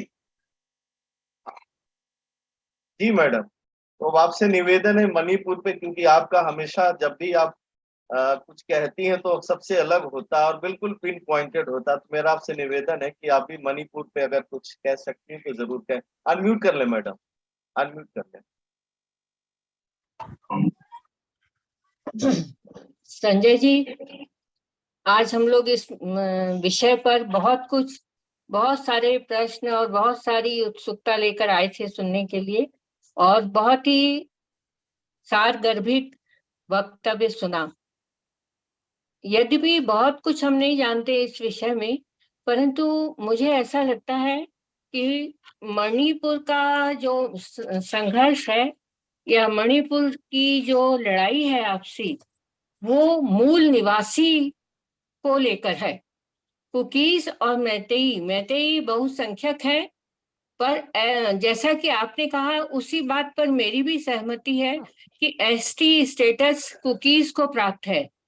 और अभी जो विवाद हुआ उसके पीछे एक कारण ये भी था कि मैतेई की जो डिमांड है कि उसे एसटी स्टेटस मिले। दो वर्गों में यदि एक को स्टेटस प्राप्त है और दूसरा वर्ग यदि प्राप्त करने की चेष्टा करता है, तो स्वाभाविक है कि जिसे प्राप्त है वो उसका विरोध करेगा ही करेगा। एक बात ये है। दूसरी बात, और यही कारण है कि कुकीज अल्पसंख्यक है, परंतु अपने को वो मूल निवासी अपने को ही मानते हैं। दूसरी बात ये है कि मैंने ये भी पढ़ा है कि आरएसएस के जो की नजर है वो इस पे भी रही थी कि मैतेई चूंकि बहुसंख्या में हैं, वहां पर पुनर्जागरणवादी वाला आंदोलन भी शुरू हुआ। काफी समय से वह मजबूत होता रहा और उनमें ये भावना पनपी कि हम ही स्वदेशी हैं। स्वदेशी होना हिंदू होने का पर्याय माना जाता रहा है, ये बात भी उनमें रही। तो ये संघर्ष मुझे लगता है कि दोनों में मूल निवासी और हिंदू होने का जो संघर्ष है वो रहा। लेकिन केवल इतना ही नहीं था। नागा, कुकीज, मैतेई, इन तीनों के बीच में बहुत समय से क्रोध पनप रहा था, और ये मौका ऐसा था जिसने कि एक विस्फोटक स्थिति ले ली। और कुछ फेक न्यूज, कुछ फेक रिपोर्ट्स भी थी जिन्होंने इसको भड़काने का काम किया। ऐसा मुझे लगता है कि कुछ मणिपुर की पॉलिसीज भी बहुत अधिक पारदर्शी नहीं है। जैसे कि हिली एरिया में जो कुकीज रहते हैं वो वैली में जमीन खरीद सकते हैं, परंतु इनके साथ ऐसा है कि वो हिल एरिया में नहीं खरीद सकते। इस तरह की भूमि और एकाधिपत्यवादी ये दो प्रमुख इसमें राइवल हैं। एकाधिपत्य वाली मैतेई और कुकीज जो कि अपने को मूल निवासी मानते हैं। वो ये मानते हैं कि वही यहाँ के ओरिजिन उन्हीं का है, यहाँ उनका ही ओरिजिन यहाँ से हुआ है। तो इस बात को लेकर ही दोनों में विवाद रहा, और जो पनप रहा था गुस्सा वो इस मौके पर आकर फैला। तो मुझे ऐसा लगता है कि इनिशिएटिव नए तरह के लेने की आवश्यकता है मणिपुर में। एक बार इन दोनों ही मैतेई और कुकीज को एक साथ लाना ही होगा, और मनोभाव जो दोनों के बीच में पनप रहे हैं उनमें फिर से उनमें पुनर्एकीकरण की भावना लाने के प्रयास है। और इसके लिए सरकार को बड़ी ही बुद्धिमानी की, जो कि दुर्लभ है, ऐसी बुद्धिमानी की आवश्यकता है, अपेक्षा है, जिससे जो आस्था और विश्वास है, एक ऐसा समझौता हो ताकि इन दोनों ही जातियों में आस्था और विश्वास पनपे। ये बात तो निश्चित है कि अपने अपने जमीन के प्रति जो भावना है वो बहुत अधिक तीव्र हुई है पहले की अपेक्षा, जमीन के प्रति, अधिकारों के प्रति। दूसरी बात है, वहाँ कुछ और भी समस्याएं हैं, जैसे म्यांमार से माइग्रेंट्स का आना, गवर्नमेंट और कुकीज के बीच ड्रग वार का होना आदि, ये समस्याएं भी हैं। ये सब बातें ऐसी हैं जो कि सरकार को देखनी ही होंगी। इतना ही मैं कहना चाहूंगी। धन्यवाद। जी, थैंक यू मैडम। और किन्हीं को कोई अपनी बात रखनी है? मैं चाहूंगा कि सभी लोग थोड़ी थोड़ी अपनी बात जरूर रखें, जिनको भी कहना है। गणेश सर, आप, हाँ हाँ सर, हाँ सर, गणेश सर आप उपलब्ध हैं, आप अपनी बात जरूर रखें सर। जी सर। जी learned scholars, I would like to say some words on Mahindra lecture and Pathak's views. Professor Mahindra has delivered a very exhaustive lecture, and he has given a very historical, geographical, and topographical sketch of the state, Manipur, and the genesis of the struggle between the two chief communities, Meiteis and Kukis. It is a long struggle between the two, but perhaps he has not touched the role of judiciary, that Honorable High Court decision before this riot, ethnic riot started between the two communities on 3 May 2003. It was the landmark. It is said in Samarna that High Court judgment has fueled the fire, and two communities came to battlefield for their rights. I would like to draw the attention of all the professors assembled here, or who are coming to the Zoom meeting, that it is a very serious problem, because it is a bordering state and touching the states which are not very conducive to Indian territory. So the Indian government should come to fore, which has not done so far since this crisis came into existence. The recent crisis came. The government of India should take some decisive measure to settle the problem. The violence in Manipur is not taking any saturation. Till now, the two major communities are seeking the chances of trampling down to each other. The lecture of Professor Mahindra was very exhaustive. It contains so many factors related to that territory, but he did not throw light on the attempts taken by government to settle the problem. There are two governments, government at the state and government at the center. Two governments are of the same party. As a academician, I would like to say that the state government has totally failed in solving the problem, because incident after incident occurred in the state, but no attempt was made by the state government to take them to the right path. I humbly suggest that some serious persons, a committee of serious persons, beyond those committee, Kukis or Meitei, be taken to be given responsibility to go to the state, as Supreme Court has done, and the problem may be taken from its root.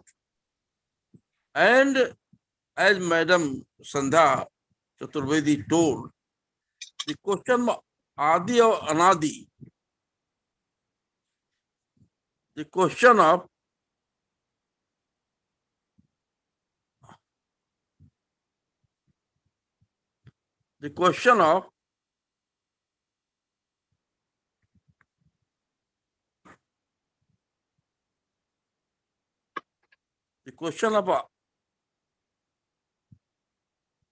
Adivasi and Anadivasi is maybe pertinent for some other purposes, but not this present purpose.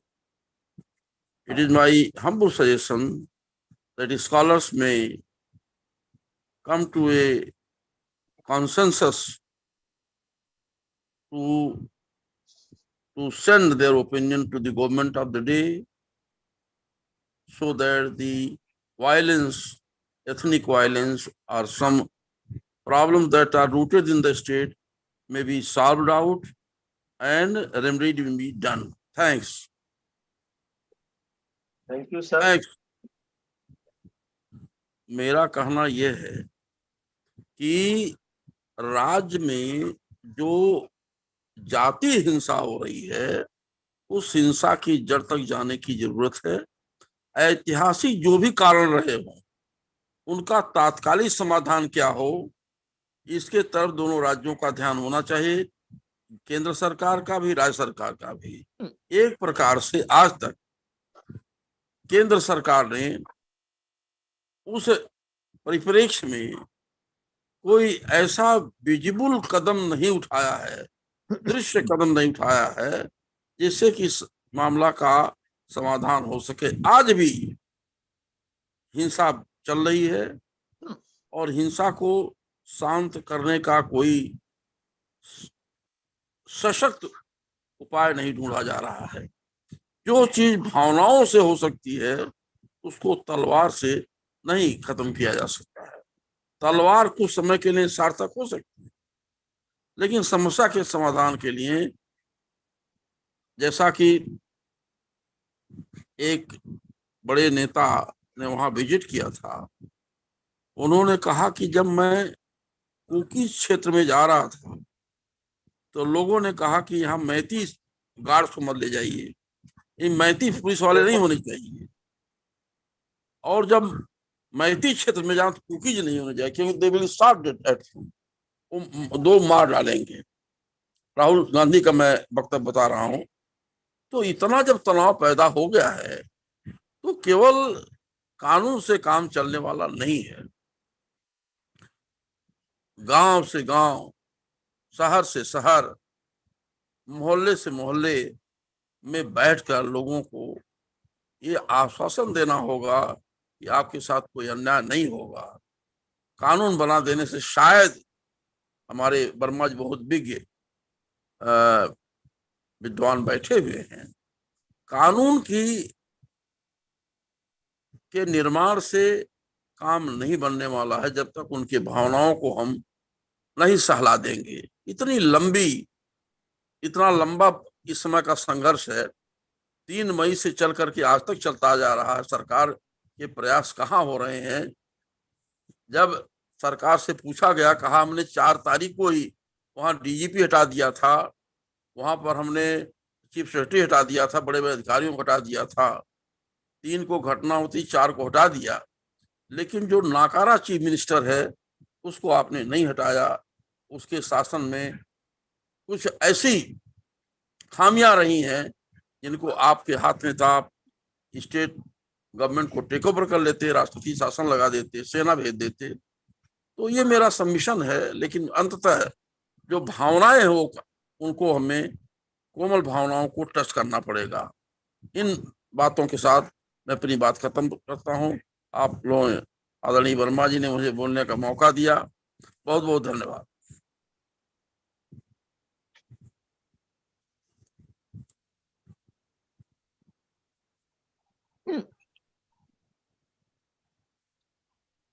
Thanks. Sanjay ji आप unmute करिए अपने को।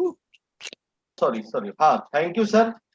हाँ thank. और हमारे बीच में और भी लोग हैं, डॉक्टर अनु सिंह जी हैं, डॉक्टर सुरजभान जी हैं, अशोक राम है। आप लोग भी अगर चाहें 2-2 मिनट बोल सकते हैं। सुरजभान जी आप बताएं, जी बोले।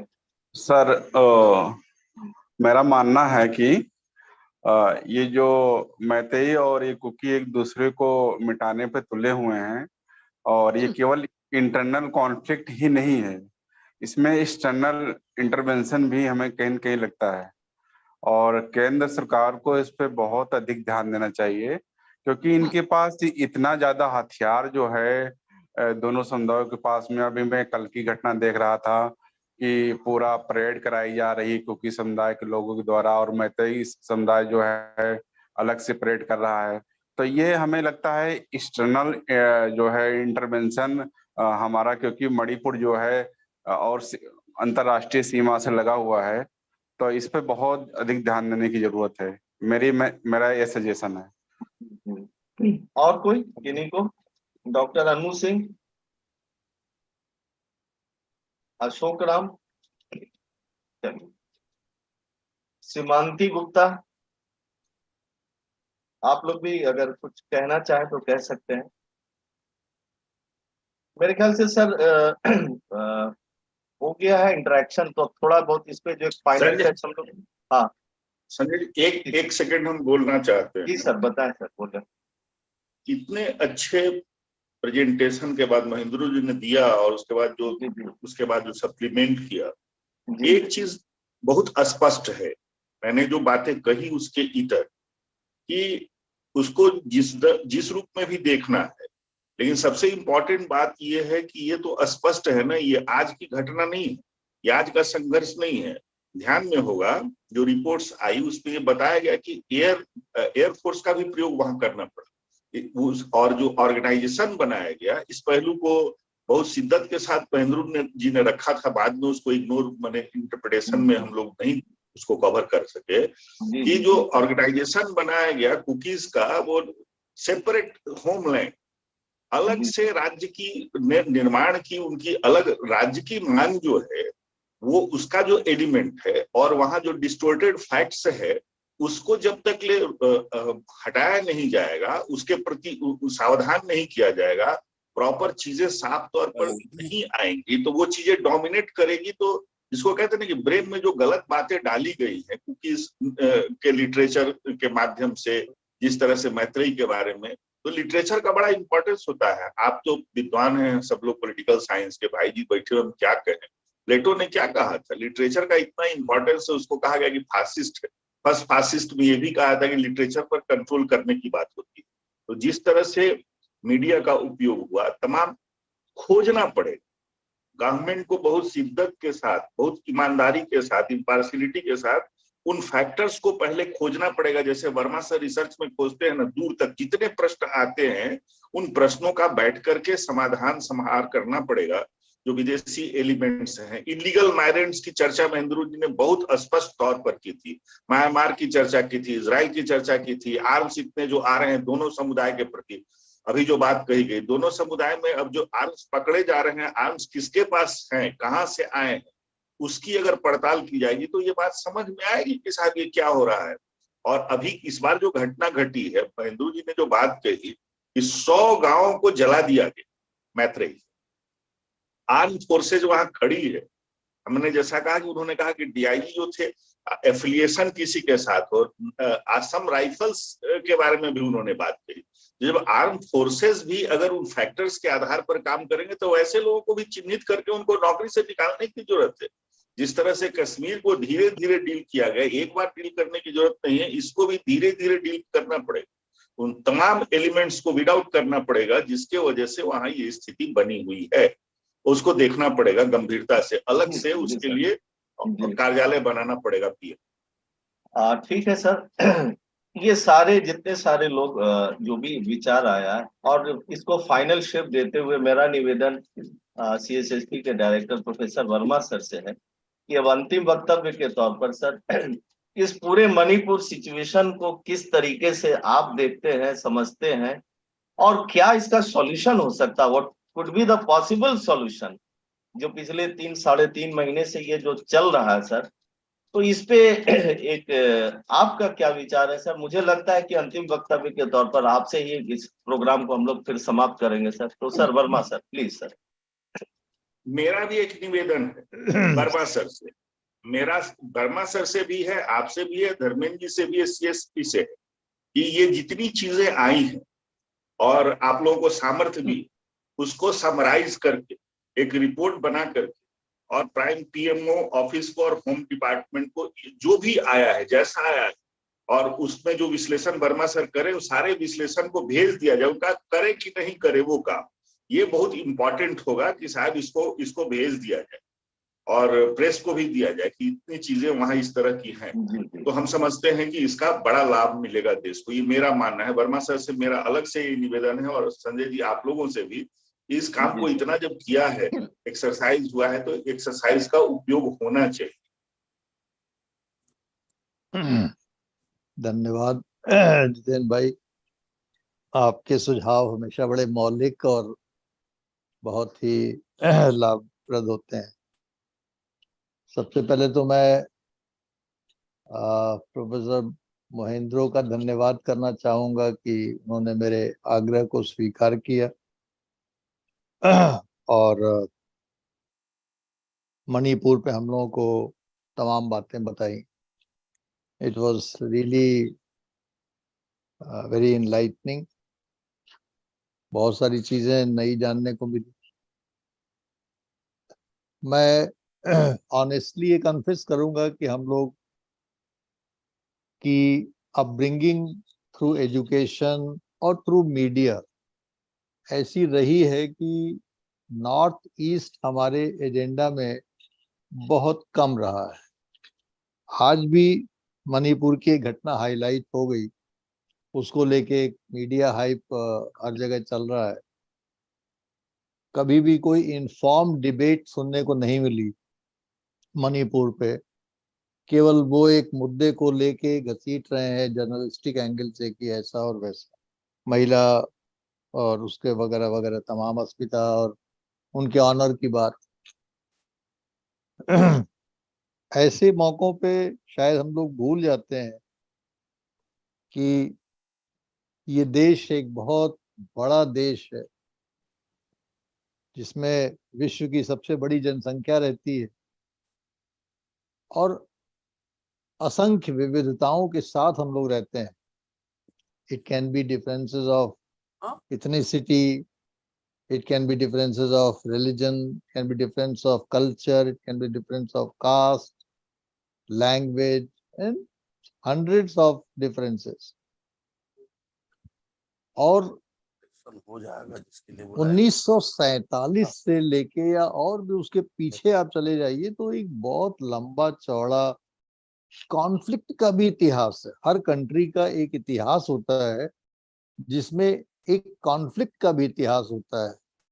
और अगर बहुत दूर हम लोग नहीं जाएं, क्योंकि इतिहास का मैं विद्यार्थी भी नहीं हूं, लेकिन अगर 90s के दशक में आप देखें तो दो जो महत्वपूर्ण सेंससेस हुए, जनगणनाएं हुई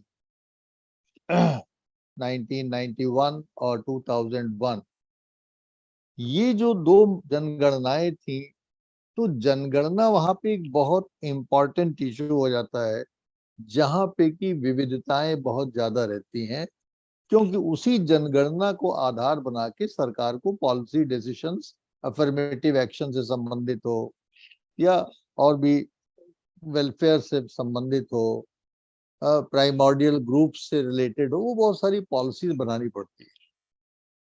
तो जनगणना वहां पे एक बहुत बड़ा मुद्दा होता है। हम लोग नॉर्मली नागा और कुकी और मैतेई जानते हैं, यही दो तीन, जबकि वहां पे अनेक इस प्रकार की इतने ग्रुप्स हैं, मोर देन 40 और रफली अराउंड 40 ग्रुप्स हैं, जो कि अपने आप में एक बहुत बड़ी चुनौती है उस छोटे से होमलैंड में, जिसमें जहाँ पे की जियोग्राफिकल डिस्टॉर्शंस हैं, 90% पहाड़ है, 10% जमीन है, सबको उसी में एकोमोडेट होना है, वगैरह वगैरह, और बहुत सारे उसमें। और इस प्रकार की घटनाएं जहाँ पे कि आपस में डिस्ट्रस्ट होता है, वो बहुत फ्रीक्वेंटली होती रहती हैं। आजकल के जमाने में सोशल मीडिया और ये वो से हाईलाइट हो जाती है, और वो हाईलाइट हो चाहे ना हो, वो बहुत ही कंडेमेबल चीजें होती हैं, कंडेमनेबल होती हैं। उसका हम सभी लोग बहुत शिद्दत से उसको कंडेम करते हैं। लेकिन ये चीज हम लोग को समझने की है कि टोटल जो डिस्कशन रहा है 2-3 महीने से मैं देख रहा हूँ, वो एक बहुत ही छोटे से सेगमेंट पे रहा है, जो कि उसका सिम्टम नहीं है, जो कि एक प्रकार से उस बहुत सारे कॉज का सिम्टम है, कि वो सिम्टोमेटिक चीज है कि ऐसे वायलेंस हो, ऐसे वायलेंस, महिलाओं के प्रति दुर्भाव पूरे देश में अगर आप उसको देख आइडेंटिफाई करने की कोशिश करेंगे तो यदा कदा होते रहते हैं। मणिपुर को लेकर उसको बहुत ज्यादा हाईलाइट हम लोग कर दिया गया, और सारा एक प्रकार से डिरेल हो गया डिस्कशन, समझने की कोशिश नहीं किसी ने की कि भाई आफ्टर ऑल ये चीजें हुई क्यों। और मणिपुर में नहीं होती है, बहुत सारे राज्यों में हुई, लेकिन अटेंशन मणिपुर पे ही सबका रहा। देखिए, अभी गणेश जी ने 2-3 बातें कही कि गवर्नमेंट को ऐसा करना चाहिए और गवर्नमेंट को वैसा करना चाहिए। ये हम लोग एक सिटीजन्स पर्सपेक्टिव है कि हम लोग, हमारे घरों में छोटी मोटी प्रॉब्लम हो जाती है, आपस में भाई भाई में कॉन्फ्लिक्ट हो जाता है, दो परिवारों में अड़ोस पड़ोस में कॉन्फ्लिक्ट हो जाता है, और वो कॉन्फ्लिक्ट सुलझाने में पूरी जिंदगी निकल जाती है, और हम अपने घरों के दो भाइयों के झगड़ों को, मोहल्ले में दो पड़ोसियों के झगड़े को सुलझा नहीं पाते।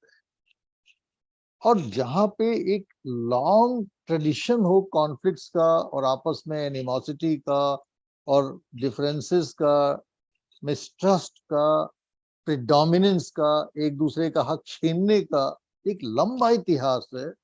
और वो इतिहास इसलिए और भी कॉम्प्लिकेटेड हो जाता है कि जो मुनिंद्रो जी ने बताया कि वहाँ पे बॉर्डर्स जो है वो पोरस है, बॉर्डर इंडिया पाकिस्तान वाला बॉर्डर नहीं है।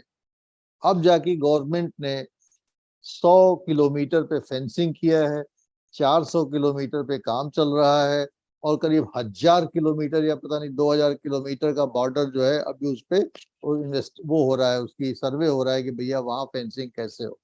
तो जहाँ पे 5000 किलोमीटर का बॉर्डर हो, जो ट्रेडिशनली 40 किलोमीटर इधर और 40 किलोमीटर इधर आपने छूट दे रखी है कि any Indian can go in Myanmar up to 40 kilometres, and any Myanmari can come to the Indian border free, without any passport, without any visa, without any permit. Permit भी आपको नहीं चाहिए होता, आप just walk in, like you are walking in from Kanpur to Lucknow and Lucknow to Kanpur. उसी प्रकार से आप इंडिया से म्यांमार और म्यांमार से इंडिया आते जाते रहते। अब देखिए, इसमें बहुत बड़े ब्रैकेट में ये चीजें हैं। जब से इंडिया ने, पहले आपको याद होगा हम लोग की पॉलिसी होती थी लुक ईस्ट, मोदी जी के आने के बाद हम लोगों की पॉलिसी हो गई है act east, not only look east but also act east. और लुक ईस्ट एक्ट ईस्ट जो है वो लुक ईस्ट का एक प्रकार से कंटिन्यूएशन है, जो कहते हैं कंटिन्यूएशन विद ए चेंज। और ये जो लुक ईस्ट पॉलिसी हमारी है, ये हमारे पूरे आसियान को स्ट्रेंथन करती है, ये हमारे पूरे नॉर्थ ईस्ट को एम्पावर करेगी। और इसमें बहुत बड़ा जो खतरा है वो हमारे ईस्टर्न साइड के एनिमी को है, meaning whereby exactly China. और इसलिए वहां पे जो इथनिक डाइवर्सिटी है, आप सभी लोग जानते हैं कि भाई इथनिक डाइवर्सिटी आर्यन और मंगोलाइड की ये जो वहां पे हमें दिखाई देती है, और चाइना उसमें बहुत सारे अपने झंझट पैदा करता रहता है। तो इसमें जैसा अभी हमारे मित्र ने कहा कि external factors are definitely one very important variable. केवल अगर इंटरनल फैक्टर होता, केवल अगर कुकी और मैतेई का मसला होता, केवल कुकी नागा मैतेई का मसला होता, या 20 25 30 वहां के जो ट्राइब्स का मसला होता, तो शायद बातचीत का कोई रास्ता होता। लेकिन narco terrorism 1, political terrorism number 2, या Poppy terrorism number 3, arms terrorism number 4, और वो सारे टेररिज्म मिलके वहां पे एक माफियाइजेशन हो गया हुआ है, जिसमें कि whosoever matters in the power center or power sector is involved. I would not name separately, but आप समझ सकते हैं कि मेरा इशारा किधर है। Whosoever is involved in the power game is a party to all those various kind of things. लिहाजा और जाहिर है कि it has an impact on the financial aspect of or the economic aspect not only of the state, but it has also a impact on the financial aspect of the people who are involved. वो उससे बहुत पैसे कमा रहे हैं, देश जाए नाली में, उनको इससे कोई लेना देना नहीं है। तो जब आपने एक 50-70 साल में एक एरिया को नेग्लेक्ट किया है, और अब आप चाहते हैं कि साहब गवर्नमेंट खट से वहां पे कोई काम कर देगी, साहब वो सब बस भावनात्मक रूप से वहां सौहार्द हो जाए, ये मुझे लगता है कि ये it is very easy to say than actually to operationalise it. ऐसा नहीं है कि गवर्नमेंट इन चीजों से नावाकिफ होगी। दूसरी चीज ये है कि जो वहां पे कुकीज जो आए हैं, जाहिर है कि भाई ये पोरस बॉर्डर है तो वो आएंगे, और चूंकि आपने कोई बंदिशें नहीं लगाई हैं तो आके वो सेटल भी हो रहे हैं, आके यहाँ पे जमीन भी खरीद रहे हैं, आके ये भी कर रहे हैं, आके पहाड़ों पे भी बस रहे हैं, पहाड़ों पे पॉपी ट्रेडिंग कर रहे हैं, पॉपी कल्टीवेशन कर रहे हैं, उनका एक इंटरेस्ट डेवलप हो जा रहा है। आप उनको मैनिपुलेट करके आधार कार्ड बनवा दे रहे हैं, आप उनका इलेक्शन कार्ड बनवा दे रहे हैं, आप उनका फलाना कार्ड बनवा दे रहे हैं। जैसे अपने देश में आप जानते हैं कि ये सब चीजें it's not so very difficult, हो जाता है, लोग कर देते हैं। और इन एरियाज में तो आपको बिल्कुल कुछ पता ही नहीं है, मेन स्ट्रीम में हम लोग एकदम इग्नोरेंट है कि भाई नॉर्थ ईस्ट ही के बारे में कुछ नहीं जानते हैं। तो ये सारे डॉक्यूमेंटेशंस ये लोग कर ले रहे हैं। अब वहां से आदमी आ रहा है और यहाँ आके इलीगली चला रहा है और सब डॉक्यूमेंट बना के कह दे रहा है जी हम तो भारतीय नागरिक है, आप हमको ये सुविधा दो वो सुविधा दो। That is one aspect. The second aspect is that once they are coming as cookie from Myanmar, they are already, bracketed as ST status. They are already getting this ST status bracket, क्योंकि भाई आप तो cookie है और आप cookie हैं, आपके पास सारे डॉक्यूमेंट है, आपने प्रूव कर दिया, आप तो आप विदेशी भी हैं, आप इन्फिल्ट्रेटर भी हैं, आप इंडिया के नागरिक भी हो गए, और आप यहाँ का ST स्टेटस भी ले रहे हैं। तो जो वहां पे मैती कम्युनिटी रह रही है, जो कि इसकी हकदार नहीं थी अभी तक, और जिसपे की विवाद चल रहा था, बहुत दिनों से मांग चल रही थी, जिसका कि संध्या जी ने जिसका इशारा किया कि भाई जब उसकी तरफ कोर्ट ने या जितेंद्र भाई ने उसका इशारा किया कि भाई आपने जुडिशियल उसका संज्ञान नहीं लिया, तो जब कोर्ट ने ये कहा कि भाई दे शुड बी, गवर्नमेंट को डायरेक्ट किया गया इनको स्टेटस कंसिडर करिए, क्या कोर्ट को ये नहीं पता है कि कॉन्स्टिट्यूशन में क्या प्रोविजन है किसी को ST स्टेटस देने का? क्या कोर्ट नहीं जानती है कि अब ST स्टेटस 1950 के बाद किसी को देने की प्रोसेस क्या है? That it can direct the state government के साहब इनको ST स्टेट दे दिए, जैसे ST स्टेटस हमारे पॉकेट में रखा हुआ है, हमने उठाया आपको दे दिया। There has to be a state assembly, recommendation, resolution for that. It will be sent to the National Scheduled Tribe Commission. The National Scheduled Tribe Commission will take a decision on that. The National Scheduled Tribe Commission will send a recommendation to the cabinet. The cabinet will take a decision into that. And when the cabinet will take a decision into that, then the parliament will take a decision into that. And it is only through an act of parliament that anybody can be given a ST status right now. तो ये क्या court को नहीं पता है, और court ने आपसे कह दिया कि जी इनको तो ST स्टेटस मिलना चाहिए। अरे ये बहुत लंबी चौड़ी संवैधानिक प्रक्रिया है जिससे गुजर के आप किसी को ST स्टेटस देंगे या ST स्टेटस नहीं देंगे। तो ये सब तमाम चीजें, ठीक है, वो एक जैसे कि 1857 में जब हुआ था तो भाई कारण था कारतूस चर्बी वाला, तो ये कारण है, लेकिन हम चर्बी वाले कारतूस को फर्स्ट वॉर ऑफ इंडिपेंडेंस का रियल रीजन तो नहीं मानते। रियल रीजन तो कुछ और था। कारतूस तो केवल एक एक्सप्लोड करने के लिए उसको चिंगारी मिल गई।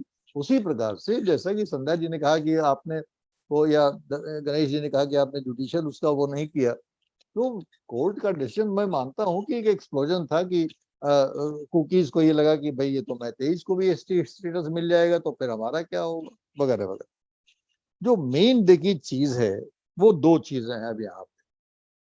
पहली चीज कि this state being an international border, it has to be handled with not only an eye on the domestic law and order, but it has also to be dealt with as a border state where external variables, external factors, external, outside forces might also be having their vested interest.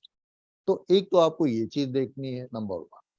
दूसरा आपको ये देखना है कि आप जो भी करेंगे, जो भी आप निर्णय लेंगे, वो कॉन्स्टिट्यूशनल फ्रेमवर्क में ही होगा। अब वो ऑटोनॉमी और मैं इंडिया के स्वतंत्रता के पहले इंडिपेंडेंट सॉवरेन, अरे स्वतंत्रता के पहले तो सभी सॉवरेन थे या सुवरेन थे, यही चीज थी ना कि जो हमने 556 राज्यों को मिलाया वो तो सभी सुवरेन स्टेट थे अंडर ब्रिटिश सॉवरेन। तो अब वो बात तो खत्म हो गई, that thing is over, you cannot go back before that, otherwise you will be opening a Pandora's box. चाहे वो मणिपुर हो, चाहे वो कोई हो स्टेट हो, तो हर राज्य कहने लगे कि साहब हम जो है साहब हमको दे दीजिए, हम तो स्वतंत्रता के पहले ये थे और वो थे। जैसा संजय जी ने बहुत ही स्पष्ट रूप में शुरू में कहा, जब there are only 2 options, either you have accession, sign accession with India, or you sign accession with Pakistan. There wasn't any third option. So why should we unnecessarily open a third option? हम third option की बात ही क्यों करें भाई? अब तो वो तो full stop वाली चीज हो गई। Now you are within the constitutional framework. अब तो JNK में जब हमने ये तमाशा जो कि नेहरू जी ने शुरू किया था उसको हमने खत्म कर दिया कि भाई JNK ठीक है, एक टेम्परेरी ट्रांजिएंट लिखा हुआ वर्ड लिखा हुआ कॉन्स्टिट्यूशन में कि this is absolutely temporary and transient provision in the constitution. तो आप कितने सालों तक देखेंगे? क्या 75 साल टेम्परेरी और ट्रांजिएंट होता है? खत्म हुआ काम, खत्म हो गया। इसी प्रकार मणिपुर के लोगों को ये ट्रेन करना पड़ेगा। अब दिक्कत क्या है इसमें कि दिक्कत देखिए संजय जी, इसमें सबसे बड़ी ये हो रही है कि इस प्रॉब्लम को क्यों नहीं सॉल्व किया जा सकता है। अभी जो गणेश जी कह रहे थे गवर्नमेंट को ये करना चाहिए, गवर्नमेंट को वो करना चाहिए, करना हम लोग कह के निकल जाएंगे, लेकिन समस्या तो वही बनी रहेगी। ये तो बताइए कि करना क्या चाहिए, गवर्नमेंट करे किस मशीनरी से, बल से करे कि छल से करे कि कैसे करे, कि कानून से होगा नहीं आप कह रहे हैं। तो सवाल ये है कि भावना, आप भावना का क्या मतलब है? भावना तो आप भड़की हुई, भावना कैसे आएगी पास? हमारे और आपके रिलेशन खराब हो जाए, हमारी भावनाएं एक दूसरे के प्रति दूषित हो जाए, तो वो भावना ठीक होगी कैसे? तो अगर कुकी और मैतेई की भावनाएं एक दूसरे के प्रति खराब है, दूषित है, वो होगी कैसे ठीक? दृष्टि तो ये है, ठीक है, उसका बहुत सीधा समाधान है कि पॉलिटिक्स में चीजें इतनी सिंपल नहीं होती हैं, they are sometimes very very complicated. और वो उसमें महत्वपूर्ण चीज ये है कि पहले आपको बॉर्डर की पूरी फेंसिंग करनी पड़ेगी या बॉर्डर पे एक परमिट सिस्टम को लागू करना पड़ेगा, so that nobody can walk from Myanmar to India like you are walking from Kanpur to Hazratganj. ये नहीं होना चाहिए। तो Hazratganjing no more allowed at Myanmar border between India and Myanmar. एक तो आपको ये पहली स्टेप लेना पड़ेगा, some kind of permit system you will have to introduce, number 1, so that Those who have already come here in India, those cookies who have already come, who have already obtained the documents, Indian documents, citizenship card, this, that, Aadhaar card, फलाना card, election commission card, अब उनका तो आप कुछ कर नहीं सकते, उनको आप go back तो कर नहीं सकते, वो तो आपने ही नहीं दिया हुआ है। लेकिन कम से कम आगे के लिए आप एक फुल स्टॉप तो लगाइए, एक वॉल तो लगाइए, एक पर्दा तो लगाइए कि भैया नो मोर, अब आप वॉक इन नहीं कर सकते हैं, so that number one the demographic balance will not be disturb. एक ये बहुत बड़ा मुद्दा है वहां पे मणिपुर में, जो कॉन्फ्लिक्ट को नहीं समाप्त होने दे रहा है, कि कुकीज चाहते हैं कि उनका डेमोग्राफिक कैपिटल बढ़े और मैतेईस चाहते हैं कि साहब उनका डेमोग्राफिक कैपिटल न बढ़ने पाए। अब ये वही बात है जो कि आपको लार्जर टर्म्स में कभी कभी इंडिया में हिंदू और मुस्लिम पॉपुलेशन के टर्म्स में हिंदुओं के मन में ये भय आता है कि जिस प्रकार से मुस्लिम पॉपुलेशन बढ़ रही है यहाँ पे, उस पॉपुलेशन बढ़ते हुए क्या वो हिंदू पॉपुलेशन को कभी ओवरटेक कर सकती है, और अगर कभी ओवरटेक कर सकती है तो उसके डेमोक्रेटिक डायमेंशंस क्या होंगे उसके। तो ये तो बहुत सारी चीजें हैं, इसको आप गलत भय कहें, इसको भ्रम कहें, इसको फॉल्स नोशन कहें, जो भी कहें, लेकिन एक बार जब आपके मन में ये चीज आ जाएगी तो वो आ जाएगी। एक बार आपका देश बट चुका है इसी आधार पे, और तब गांधी जैसे महान लोग थे, जयप्रकाश जैसे महान लोग थे, राजेंद्र बाबू जैसे महान लोग थे, सरदार पटेल जैसे महान लोग थे, आज वैसे महान लोग संजय जी नहीं है, और फिर भी देश का बंटवारा बच नहीं सका था। और इसलिए जब डेमोग्राफिक डिविजन वो उसकी बात होती है तो आपके मन में चिंता होना बहुत स्वाभाविक है। ऑलरेडी हम लोग एक डिवीजन झेल चुके हैं। जब डेमोग्राफिक डिविएशन की बात होती है तो हिंदुओं के मन में फिर ये भ्रम आता है कि कहीं उसकी पुनरावृत्ति तो भैया नहीं होने वाली है दोबारा।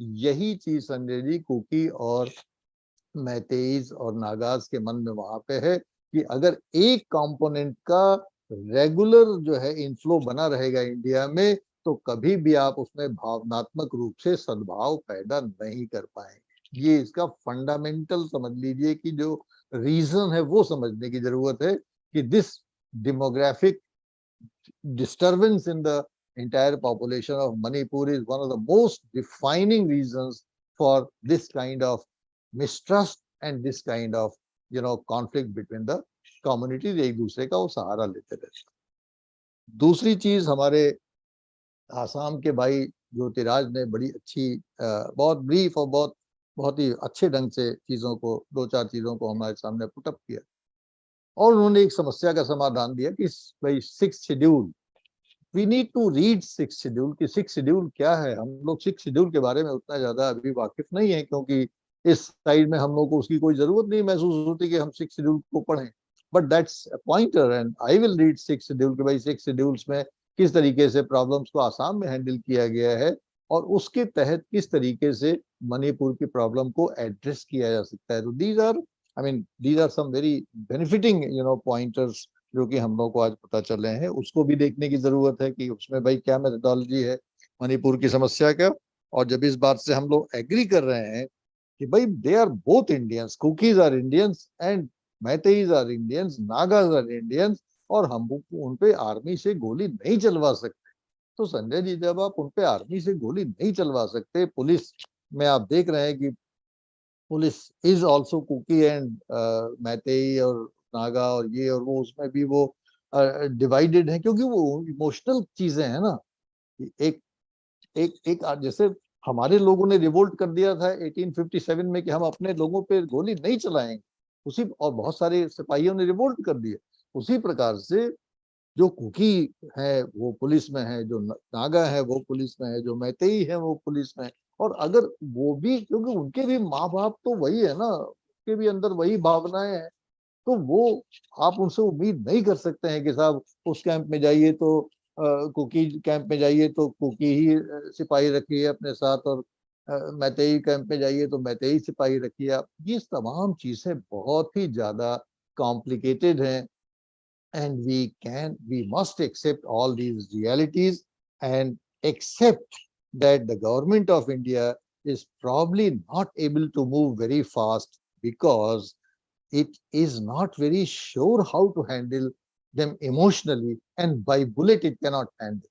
So this is the entire dilemma of the probably government of India, and Munandra had put it all things very beautifully, and he's appeared again here, and I think we need to ask certain questions if we have, क्योंकि अभी तक हम लोगों ने इनसे प्रश्न नहीं पूछे हैं, अपने व्यू पॉइंट्स दिए हैं, और इसीलिए हम लोगों ने अपने व्यू पॉइंट्स दिए हैं कि अब अगर हम लोगों के मन में कुछ कंक्रीट क्वेश्चंस हैं which we are not able, whose answer we do not know, or we need to get enlightened about them, then Mohindro is here to answer all those questions.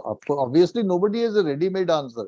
If anybody would have ready-made answers, then certainly the government of India would have already taken all those things. But the issue is that nobody has a ready-made answer. We are all in love with the Manipur people, but the Manipur people themselves, they are so deeply divided on emotional issues or emotionally that it is very, very easily said that bring them together. But how to bring them together, that's $1 million question. And I would put 3 questions to Manindra. Number 1, do you see any possibility of ethnic communities, not only Cookies and Meiteis coming together? Mainly they are now, because the conflict was highlighted, the 37 communities, odd communities which are there, ethnic tribes, maybe more, I don't know exact number. Is there any thinking in Manipur, the local Desi thinking in Manipur, how to bring them together on one talking platform? That is my first question. Is there any, if at all? Second is that, is there any possibility of the fencing of India-Myanmar border, which I heard the Honorable Home Minister commit or point out in the Parliament during the debate on the penultimate day of the no confidence motion, that he gave statistics.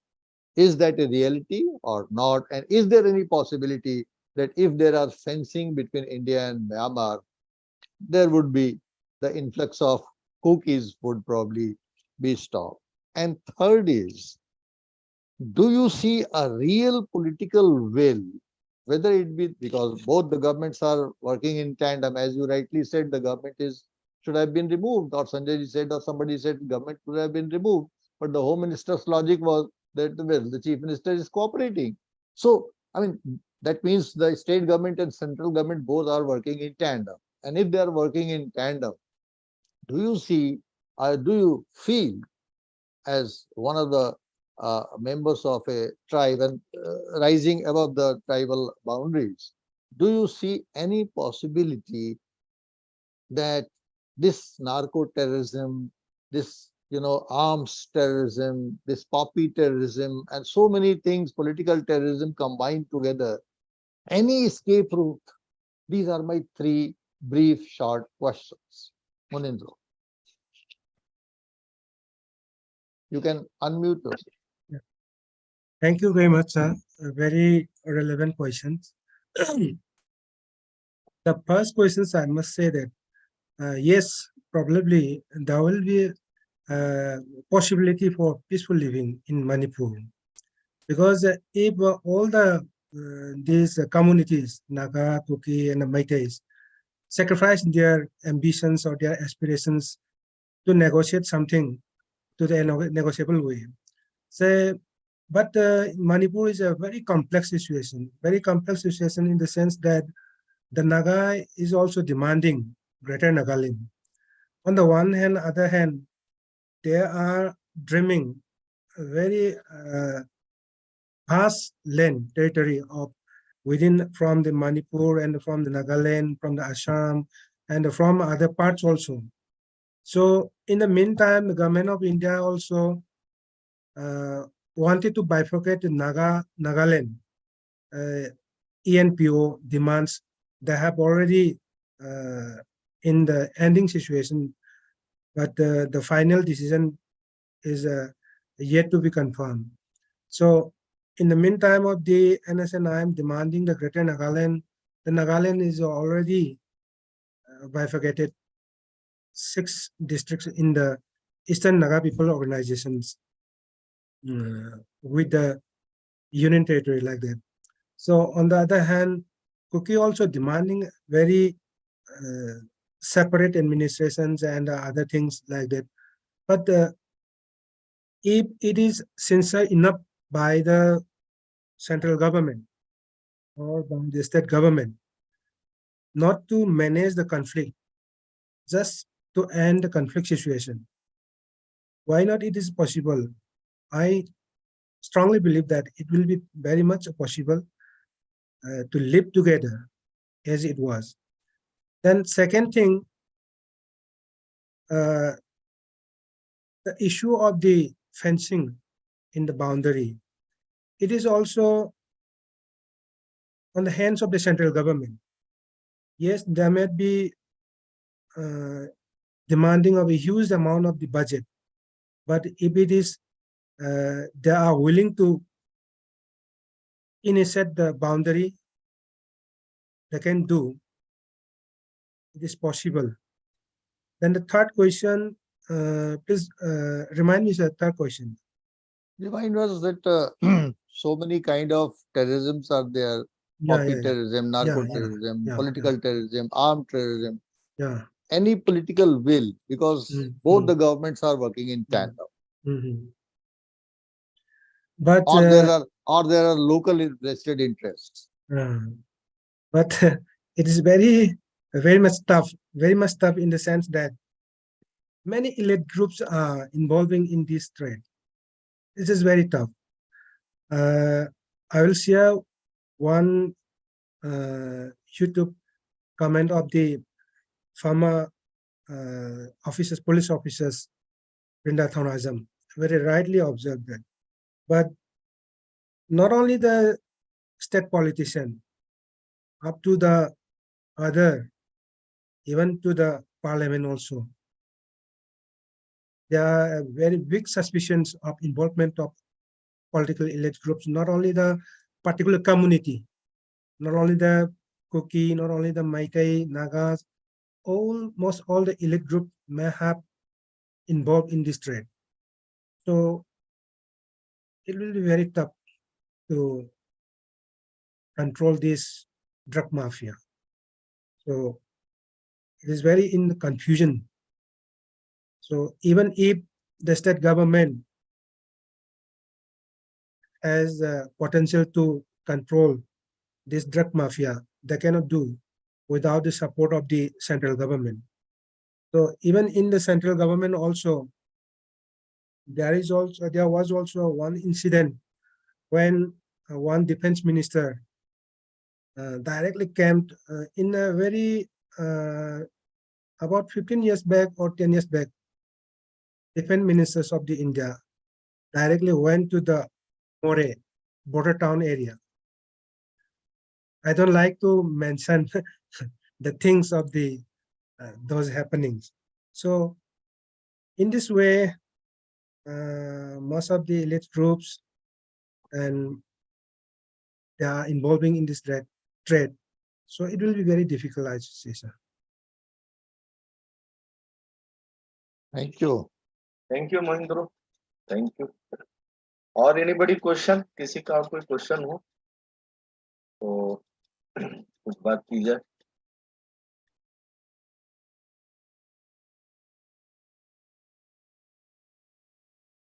I think तो मेरे ख्याल से it's all done. Ji I sir, think all you done. can ask Dharmen to comment. Dr. Anu Singh wants to ask question. Anu, Mani Singh. Sir, good evening, everyone. हाँ. मैं doctor Anu Singh from बसंत कन्या महाविद्यालय Kamakhya Varanasi. Sir मेरा एक छोटा सा question ये है कि आप सभी से है कि मणिपुर में तो जो कुछ हुआ वह बहुत ही शर्मनाक है, हम सभी जानते हैं. मेरा ये कहना है सर कि जब भी कोई युद्ध होते हैं, दंगे फसाद होते हैं, जैसे मणिपुर में ही 2 समुदायों की लड़ाई हुई, लड़ाई कोई भी हो, निशाना महिलाएं क्यों होती हैं? वो औरतें जो बेगुनाह हैं, जिनका कोई कसूर नहीं है, जो घरों में हैं, उनको निशाना बनाया जाता है, संबंधित जो भी देश या वर्ग है उसको सबक सिखाने के लिए। तो सर, ये जो सोच है औरत को दबाने वाली, उसे पूरी तरह से दोयम दर्जे का साबित करने वाली, मेरा क्वेश्चन ये है कि आज के समय में जब हम विकास के नए आयाम को छू रहे हैं, विकास की बात कर रहे हैं, तो भारत में इस समय भारत की भी जो अंतर्राष्ट्रीय पटल पर अपनी भूमिका निभाने को भारत तैयार है, G20 की अध्यक्षता कर रहा है, ऐसे में आधी आबादी के साथ इस तरह के अमानवीय व्यवहार को सर आप क्या कहना चाहेंगे? इस पर आपकी क्या राय? हम कहाँ खड़े हैं आज? Mohendra, you will like to बहुत ही respond? You got बहुत ही the बढ़िया question? क्वेश्चन है। Please You repeat the question understand? in English. Sanjay ji, You- एक minute. हाँ सर, जी sir.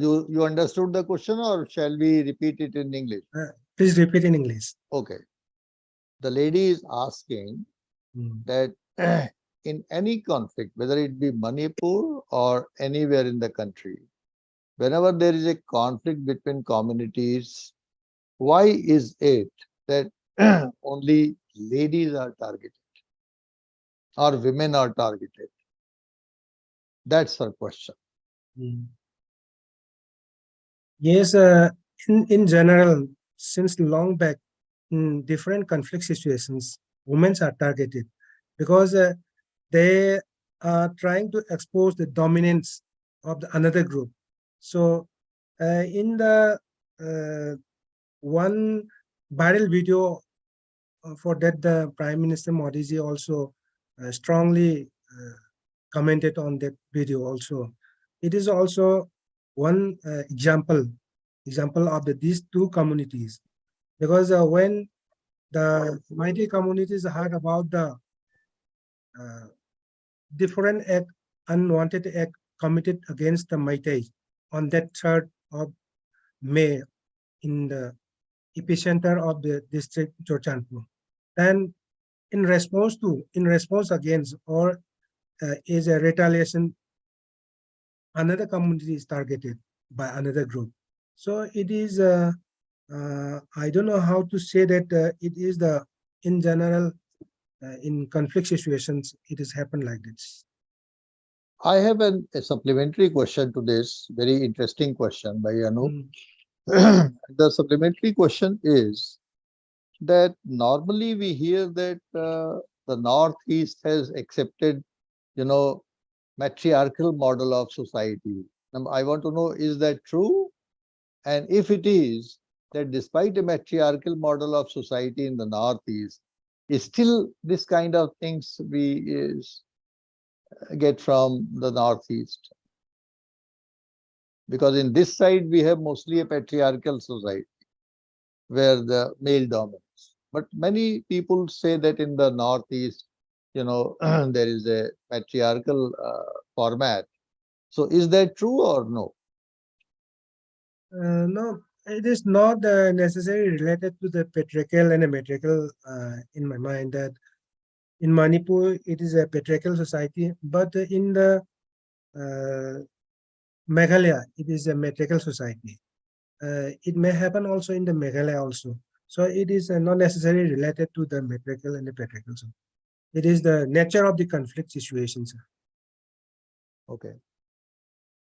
Okay, one additional question which the Honorable Home Minister raised in the parliamentary debate, and nobody has clarified that question, and probably you can throw some light on this.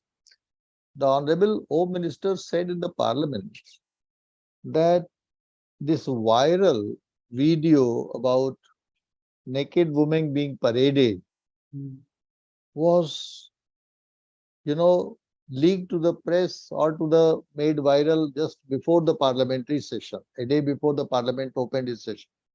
Had that viral video been made available to the police, probably a stern and immediate action would have been taken. So I want to know how this video, who took this video, and how it was delayed in, making it viral. And what do you think about that? It is a very conspiracy, I should say, very conspiracy in the sense that the barrel itself may have been in the hands of the Meiteis. How it is come to the hands of that particular persons. It's a very conspiracy. Might be the political mileage within the government of this state politics, I should say, sir. It is not in the other parts of the central government or other parts of the other community like that. It is within the Meitei itself, I should say, sir. Okay. Because it is only barrel just one day ahead of the parliament session, because it is already happened in the May 4.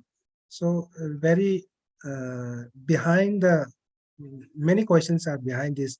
Yeah, I was also very surprised that if really this his point was very serious, that had this video been made available to the police the next day, a stern action would have been taken. They allowed it to linger on, and just a day before the parliamentary session, I mean, this was made viral.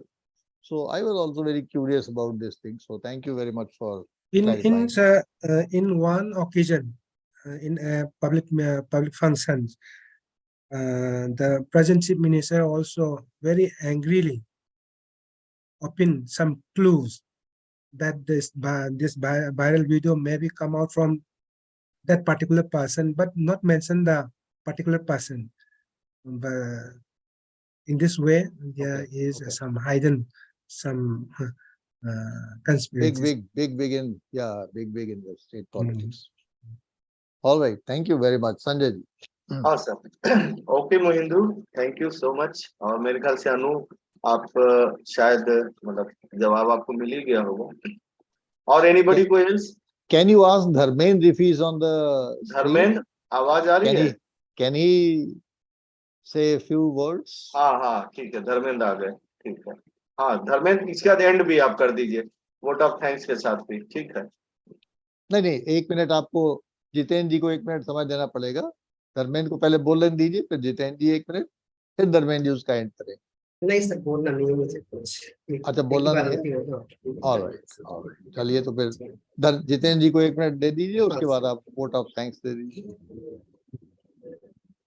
आप unmute तो करिए महोदय, जितेंद्र जी. हाँ, doctor Anu ji ने जो प्रश्न किया था वो सबसे किया था, इसीलिए हम उसमें जवाब देना चाहेंगे. देखिए, ये शुरू से ये परंपरा नहीं चली आ रही है. ये जो है वो महिलाएं जो है किसी भी समाज में वो इज्जत होती है, मान कहा जाता है, गौरव कहा जाता है.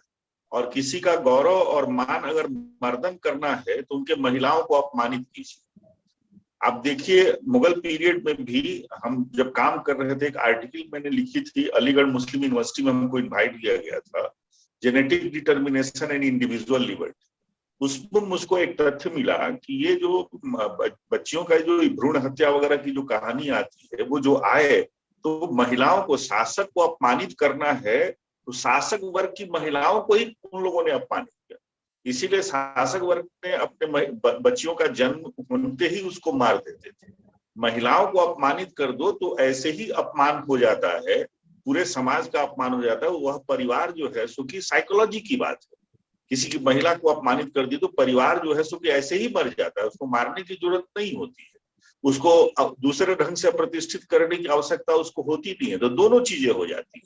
जो अपमानित करता है उसका जो लस्ट होता है उसकी भी पूर्ति हो जाती है, और दूसरा उसको अपमानित करने से पूरा परिवार, पूरा समुदाय, पूरी कम्युनिटी अपमानित हो जाती है. आपने देखा होगा जम्मू कश्मीर में भी हुआ, जब देश का बंटवारा हुआ उस समय भी हुआ, और हमेशा होता है और हमेशा ये होता रहेगा. क्योंकि महिलाएं केवल महिलाएं नहीं है, हम सृष्टि का आधार भी है. वो हमारे मान और मर्यादा के लिए, उसके लिए आपने देखा राम रावण का युद्ध हो, जो भी आप देखिए उस सब में आपको दिखाई पड़ेगा. तो इसमें मनोविज्ञान भी है और राजनीति भी, मेरा ये मानना है. Excellent explanation. Excellent. Hats off for this explanation. Thank you so much, sir. Wonderful. Yes, Dharmendra. Thank you, sir. Thank you. Ganesh sir कुछ बोलना चाहते हैं क्या? हाँ, बोलिए. धन्यवाद सर। जिस उम्मीद के साथ मणिपुर पर चर्चा रखी गई थी, निश्चित रूप से उस उम्मीद पर सीएसएसपी का ये विमर्श खरा उतरा है। एक बहुत ही ईमानदार प्रेजेंटेशन प्रोफेसर मोनेंद्रो के द्वारा और एक बहुत ही शानदार राजनीतिक विश्लेषण इस पूरे डिस्कशन में हम लोगों को सुनने को मिला है। प्रोफेसर मोनेंद्रो जब अपना प्रेजेंटेशन दे रहे थे तो मुझे लगा कि उन्होंने कोई एस्पेक्ट छोड़ा नहीं है इसके लिए में। बीइंग सिटीजन ऑफ मणिपुर, वो जितनी ईमानदारी से, जितनी ऑनेस्टी के साथ मणिपुर को अभिव्यक्त कर सकते थे उन्होंने किया, बहुत ही अच्छा। मणिपुर की घटनाएं क्यों हो रही हैं, मणिपुर का इतिहास क्या है, मणिपुर का वर्तमान क्या है। जब भी कोई राजनीतिक कभी भी किसी घटना का विश्लेषण करने के लिए बैठता है तो अतीत पर दृष्टि जाती ही जाती है। वो अतीत से सबक लेता है और फिर वर्तमान को विश्लेषित करने का प्रयास करता है और फिर उसके हिसाब से भविष्य को रचने का प्रयास करता है। मुझे लगता है कि आज का ये विश्लेषण इन तीनों ही कालखंडों को, तीनों ही टेंस को समझ पाने में और कुछ दिशा निर्देश दे पाने में सफल रहा है। कुछ चीजें जरूर हैं। आज का ये विमर्श बहुत कुछ सोचने पर मजबूर करता है।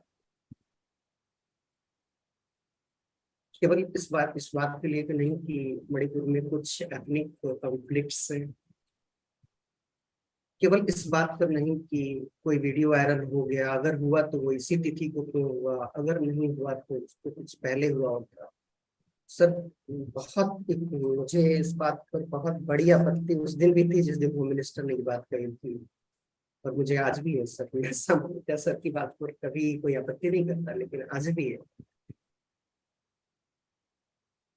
जिस वीडियो को वायरल किया गया, वो चाहे जिसके द्वारा वायरल किया गया, जिस तरह की मॉब उस वीडियो में दिखाई दी थी, क्या किसी स्टेट की पुलिस को वो वीडियो देने की जरूरत थी?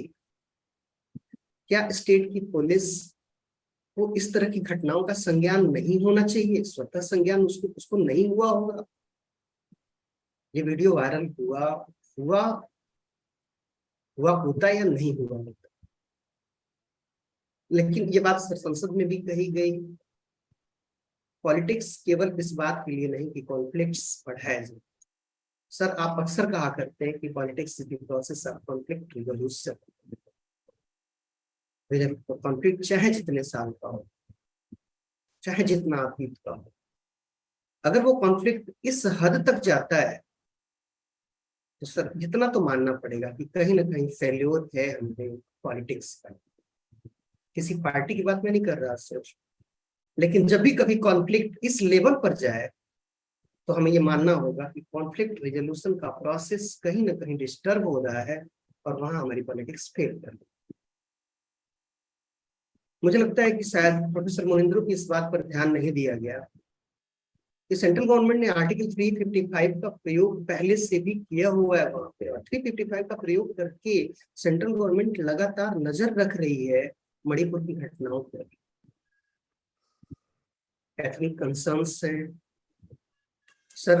क्या ये बात सही नहीं है कि आज भी अगर हम, ठीक है, कश्मीर में ये बात कहते थे कि एक्सटर्नल पावर्स का इंटरवेंशन, अब म्यांमार जैसे देशों के लिए अगर हम ये कहने लगे कि एक्सटर्नल 30 लाख की आबादी है सर, 32 लाख की आबादी है, हमको लगता है कि हम कानपुर में हैं और कानपुर की आबादी भी लगभग इसके बराबर है।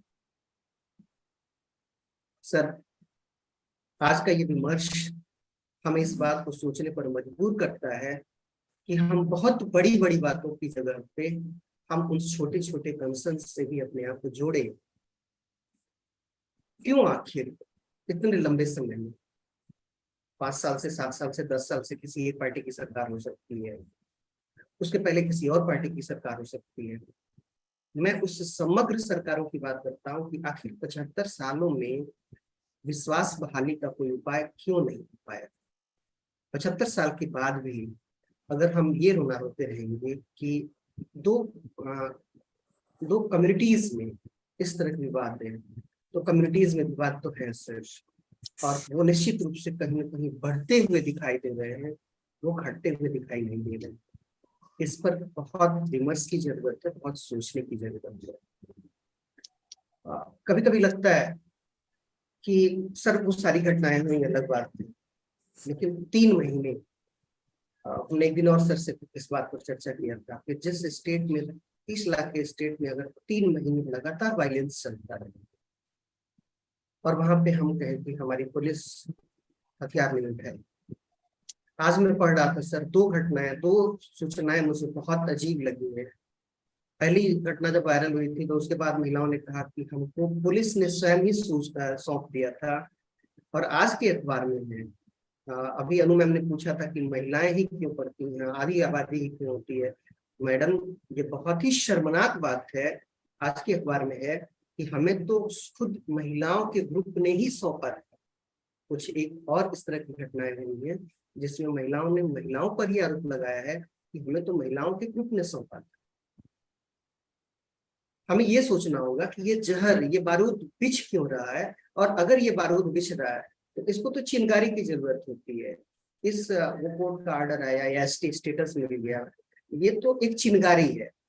और छोटी छोटी चिंगारियां, जितेंद्र सर ने दंगों पर काम किया है, जितेंद्र सर बहुत ऑथेंटिकली इस बात को बता सकते हैं, बताएंगे भी कि आखिर इस तरह की घटनाएं जब घटती हैं तो उनके पीछे एक बड़ा मनोविज्ञान रहता है, बिना मनोविज्ञान के नहीं होता। और ये मनोविज्ञान है तो निश्चित रूप से हमें उस मनोविज्ञान पर, लोगों के उस मनोभाव पर, उस पर काम करना होगा। केवल जब तक लोगों के मन को नहीं बदल पाएंगे, और बदलने का प्रयास तो करना है, हम उनके मन को जीतेंगे कैसे? सर, प्रतिनिधित्व एक बड़ा सवाल होता है। हम हथियार नहीं उठा सकते। एक दंगों को रोकने का या फिर इस तरह की घटनाओं को रोकने का तरीका होता है आत्मबल दिखाना लोगों का। कौन उतरा उन दंगों के बीच? खड़ा होकर कहता है गांधी की तरह से या फिर उस तरह की भावना को लेकर कि आओ पहला बार हमारे ऊपर करो, उसके बाद इसका बात करूंगा। पूरे मणिपुर में पूरी की पूरी सरकार को दिखाई नहीं देती है। 3 महीने कंटिन्यू वायलेंस का चलना, हम नहीं मान करते कि ये सरकार का फेल्योर है। नहीं, वो भी तब जब दोनों ही सरकारें एक तरह की हैं और होम मिनिस्टर संसद में खड़े होकर सर ये बात कहते हैं कि सरकार को ऑपरेट कर सवाल है। फिर भी आज का ये विमर्श बहुत ही अच्छा लगा। सारे पक्ष है, सबमिशन तो अक्सर ये हम लोगों की आदत पड़ गई है कि हम लोग किसी एक मुद्दे पर खत्म नहीं हो पाता हम लोगों का विमर्श। लेकिन मुझे लगता है कि सारे पक्षों को सचमुच सब रिपोर्ट बनाते हैं। जितेंद्र सर ने अभी एक सजेशन दिया था कि एक रिपोर्ट बननी चाहिए और वो जानी चाहिए पीएमओ को, तो वो रिपोर्ट बनती है और ये रिपोर्ट भी बनेगी। और हम सारी, हमारे जो टसल है, हमारे जो प्रतिनिधिता है, महेंद्रों के जो सबमिशन है, बहुत ही अच्छा मुझे लगता है कि एक सलूशन समझाया। अब कितना हम लोग अभी समझ पाते हैं, सच कभी कभी तो यही लग रहा था मुझे सर कि दिल्ली में बैठे हुए लोग भी शायद नॉर्थ ईस्ट को उतना ही समझ पाते हैं जितना हम लोग समझ पा रहे हैं। कहीं ना कहीं जो सेंटर में बैठे हुए लोग हैं उनसे परिधि के लोग अछूते रहे हैं और लंबे समय से ऐसा रहा है। निश्चित रूप से इन सरकारों ने, जो पीछे की कुछ दिनों की सरकारें हैं, ये प्रयास कर रही है। अब ये उस प्रयास में कितनी सफलता मिली है ये तो घटनाएं बता रही है, लेकिन हम सफल होंगे जिस तरह से प्रधानमंत्री ने कहा था कि शांति का सूर्य तो होगा। मुझे लगता है कि हम भी अपने आज के इस विमर्श को इसी नोट पे खत्म करेंगे कि मणिपुर जिस तरह से कश्मीर शांत हो गया, मुझे लगता है कि हिंदुस्तान का हर नागरिक 14 अगस्त की शाम को बहुत खुश हो रहा होगा जब उसने देखा होगा कि डल झील में तिरंगा यात्रा चल रही है। 15 अगस्त की शाम को बहुत ही खुशी मिली होगी जब उसने देखा होगा कि 15 अगस्त के प्रोग्राम में कोई बैरिकेडिंग नहीं है श्रीनगर में, और हर आदमी बहुत ही खुशी मन से आ रहा है और 15 अगस्त के प्रोग्राम में पार्टिसिपेट कर रहा है, बड़े आराम से वहां से जा रहा है। अगर कश्मीर शांत हो सकता है तो मणिपुर भी शांत होगा, हम इस उम्मीद पे, लेकिन इस पॉजिटिव उम्मीद के साथ हम ये नहीं भूल सकते, हम उन लोगों पर प्रश्न तो उठाएंगे और मुझे लगता है सर कि प्रश्न उठाना हमारा धर्म बनता है। उनके फेल्योर पर भी उंगली रखनी पड़ेगी। हमको लगता है कि नहीं, उनको थोड़ा सा और अतिरिक्त श्रम करने की जरूरत थी। अपने लोग हैं तो अपने लोगों के बीच जाना भी चाहिए, अपने लोगों से बात भी करनी चाहिए, अपने लोगों को के घाव पर मरहम भी लगाने की जरूरत है। मुझे याद है सर, चंद्रशेखर जी प्रधानमंत्री हुआ करते थे। मैं नहीं कहता कि वो बहुत आइडियल प्राइम मिनिस्टर थे, लेकिन एक बड़े इशू को सुलझाने के लिए उन्होंने वार्ता का, और वार्ता के लिए अपने मेज को दिया था कि आइए हिंदू और मुसलमानों दोनों एक साथ बैठ जाए और एक बार बैठ के हम लोग बात करें। निश्चित रूप से इस तरह की प्रक्रियाएं होनी चाहिए। अपने ही देश में हम गोली नहीं चला सकते, लेकिन अपने देश में लोगों को बातचीत करने के लिए, एक दूसरे के साथ बैठाने के लिए। सर, आज बहुत आश्चर्यजनक सूचना निकली है मणिपुर से कि बहुत सारे पुलिस वालों ने छोड़ दिया था अपना पद, अपनी ड्यूटी पर जाना छोड़ दिया था। उनकी मांग थी कि अगर हम मैती हैं तो हमको मैती क्षेत्र में ही हमारी काम को दिया जाए, और जो अगर कुकीज है तो हमको कुकीज क्षेत्र में हमको ड्यूटी दी जाए। और सरकार की तरफ से ऐसे 4000 ट्रांसफर मंजूर किए गए हैं। अगर इस तरह की स्थिति हो रही है तो निश्चित रूप से सोचने पर मजबूर तो हम हो रहे हैं। हमें लगता है प्रधानमंत्री का आश्वासन पूरा आश्वासन नहीं बनेगा। मणिपुर में शांति का सूर्योदय होगा और मणिपुर भी हिंदुस्तान की तरह जो विकास की आंधी है उसमें सहभागी बन पाएगा। इसी उम्मीद के साथ आज के इस कार्यक्रम में प्रतिभाग करने वाले प्रोफेसर मोहिंद्र जी का मैं हृदय से आभार ज्ञापित करता हूँ कि आज के डेट में भी मणिपुर में रहते हुए भी उन्होंने बड़े ईमानदार सबमिशन के साथ यहाँ प्रस्तुत हुए, उन्होंने स्वीकारा इस आमंत्रण को। आपका बहुत बहुत आभार। ज्योतिराज पाठक सर, आप असम से हैं, लेकिन इसके बावजूद भी आपने हमारा तुरंत का आमंत्रण स्वीकार किया और अपने सबमिशन के साथ आए। हम आपके प्रति भी आभारी हैं। जितेंद्र सर, गणेश सर, ये सब लोग ऐसी पीढ़ी के हैं जो निश्चित रूप से जिनको 2 मिनट भी सुनना हम लोगों के लिए बहुत ही लाभकारी है। ये यूट्यूब पे भी है तो बहुत सारे लोग इसको बहुत दिनों तक सुनेंगे। ओपन है तो कोई रिस्ट्रिक्शन भी नहीं है, सब लोग सुन पाएंगे इसको। तो निश्चित रूप से जितने भी लोग सुनेंगे बहुत ही लाभान्वित होंगे। हम आभारी हैं गणेश सर के प्रति, उनका अपना सबमिशन था। जितेंद्र सर के प्रति उन्होंने भी अपनी बात रखी। संध्या मैम CSSP के पार्ट हैं और संध्या मैम ने जिस तरह से हर उस नब्ज पर उंगली रखनी चाहिए, मैं उनके प्रति भी आभार ज्ञापित करता हूँ। संजय सर ने संचालन किया और संचालन के साथ साथ जिस तरह का आज उन्होंने शुरुआत ही बनाई थी, निश्चित रूप से वो बहुत शानदार था। हम उनके प्रति भी आभार ज्ञापित करते हैं। अंततः प्रोफेसर वर्मा सर, सर के प्रति आभार ज्ञापित करना सिर्फ इस बात के लिए नहीं कि हाँ हमको इस तरह का एक प्रोग्राम मिला है, हम लोग अपने प्रोग्राम में बोलते हैं। सर के प्रति आभार ज्ञापित करने का ये भी मतलब है कि एक पूरी पीढ़ी की तरफ से हम आभारी होते हैं जब सर को हम आभार ज्ञापित करते हैं कि सर आपको अवसर देते हैं जहां हम अपनी असहमति के साथ भी आपके साथ बैठ पाते हैं। सही। हम अपनी हर उस भाव को आपके सामने व्यक्त कर पाते हैं और फिर उससे भी अच्छा ये लगता है कि आप बड़े ही अभिभावना के साथ, बहुत ही गार्जियनशिप के साथ हमारी हर उठने वाली जिज्ञासा को अपने उसी तार्किक लहजे में शांत कर पाते हैं। सर बिल्कुल एक ईश्वर की देन है और ये पूरी पीढ़ी सचमुच बहुत ही सौभाग्यशाली है कि आप जैसा टीचर, आप जैसा गाइड, आप जैसा फिलोसफर हम लोगों को प्राप्त हुआ है। बहुत बहुत आभार ज्ञापित करते हैं सर आपका। Once again, thanks for Mohinder sir. He has submitted a very honest submission for this topic. I think बहुत बहुत धन्यवाद सर, सभी का बहुत बहुत धन्यवाद। संजय भैया, सभी लोग वीडियो एक बार ऑन कर लें। सभी लोग वीडियो एक बार, जरा सा बस वीडियो, सभी लोग वीडियो ऑन कर लें।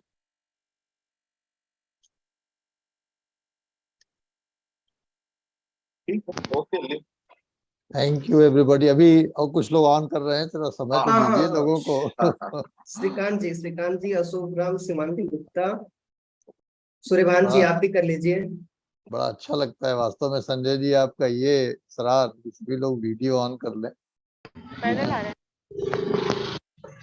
श्रीकांत जी, कम से कम सभी दिखाई तो दे जाते हैं।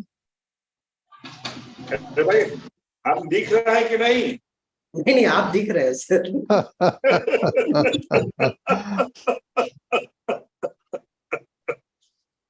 सर्वद्रष्टा भी है आप, सर्वद्रष्टा भी हैं और हर समय दिखाई देने वाले भी हैं। सर्वव्यापी भी हैं, सर्वदृष्टा भी हैं, दोनों चीजें। भाई जी, कल ही हम बेंगलुरु पहुंचे। अच्छा। हम कल ही आए, इन्विटेशन था तो हमने कहा कि भाई हाँ। इससे बढ़िया और क्या हो सकता है, इत्मीनान में है। वीडियो ऑन कर दे वहाँ। अब आप निश्चित हमेशा बिहार और बेंगलोर कर रहे हैं सर, अब आप कानपुर आइए एक दिन। धर्मेंद्र जी, रिटायरमेंट का आनंद तो आपको, आप ही CSSP के वजह से ही आनंद में हम रहते हैं। जी जी जी, हम लोग CSSP के हेड ऑफिस में आपका इंतजार कर रहे हैं सर, आप एक दिन उधर से इधर आइए, कानपुर होके जाइए फिर। इट्स वेरी वेरी जी। फॉर्चुनेट कि हम सब लोग जो है एक मंच पे आ जाते हैं, इसी बहाने कुछ आपस में दर्शन हो जाते हैं आप लोगों के, कुछ गुफ्तगू हो जाती है और कुछ ज्ञान वर्धन हो जाता है। ज्योति सर आप भी अपना वीडियो ऑन कर ले, प्रोफेसर ज्योतिराज पाठक सर। हाँ हाँ ठीक, थैंक यू। जरा गणेश ऐसी बात गणेश हो सर रही भी बंद है कर अभी। दी। गणेश जी भी है क्या? वीडियो हाँ है सर, अभी वीडियो ऑन कर लीजिए सर। बहुत अच्छा लग रहा है भाई देख के। जी सर। तो ठीक है, ऑलरेडी 7 o'clock सर। बड़ा अच्छा संयोजन किया था पाठक सर ने भी, क्या ब्रीफ है? में बहुत बढ़िया जी, प्रेजेंटेशन नहीं, उनका था। प्रोफेसर पाठक ज्योतिराज का आपका उद्बोधन बहुत ब्रीफ था लेकिन बहुत अच्छा लगा। हम लोग कभी हम तो आपको, ऑफिस से आते आते अभी घर पहुंच गए। अच्छा, हम लोग बहुत किसी दिन बढ़िया, बहुत आपको किसी विषय पे जो आपको रुचिकर हो आपको सुनना चाहेंगे। जी sir. That is our invitation, advance invitation to you, right? बहुत जो भी बढ़िया। आपका विषय होगा सुनना चाहेंगे। जी थैंक यू, सर, नमस्ते। थैंक यू मेरे एवरीबॉडी, तरफ से thank you Mohindro, congratulations. Thank you Mohindro, sir very beautiful, excellent presentation, thank okay you. Mohindra, okay, thanks. Thank you very much thank sir, you thank you. Thank you.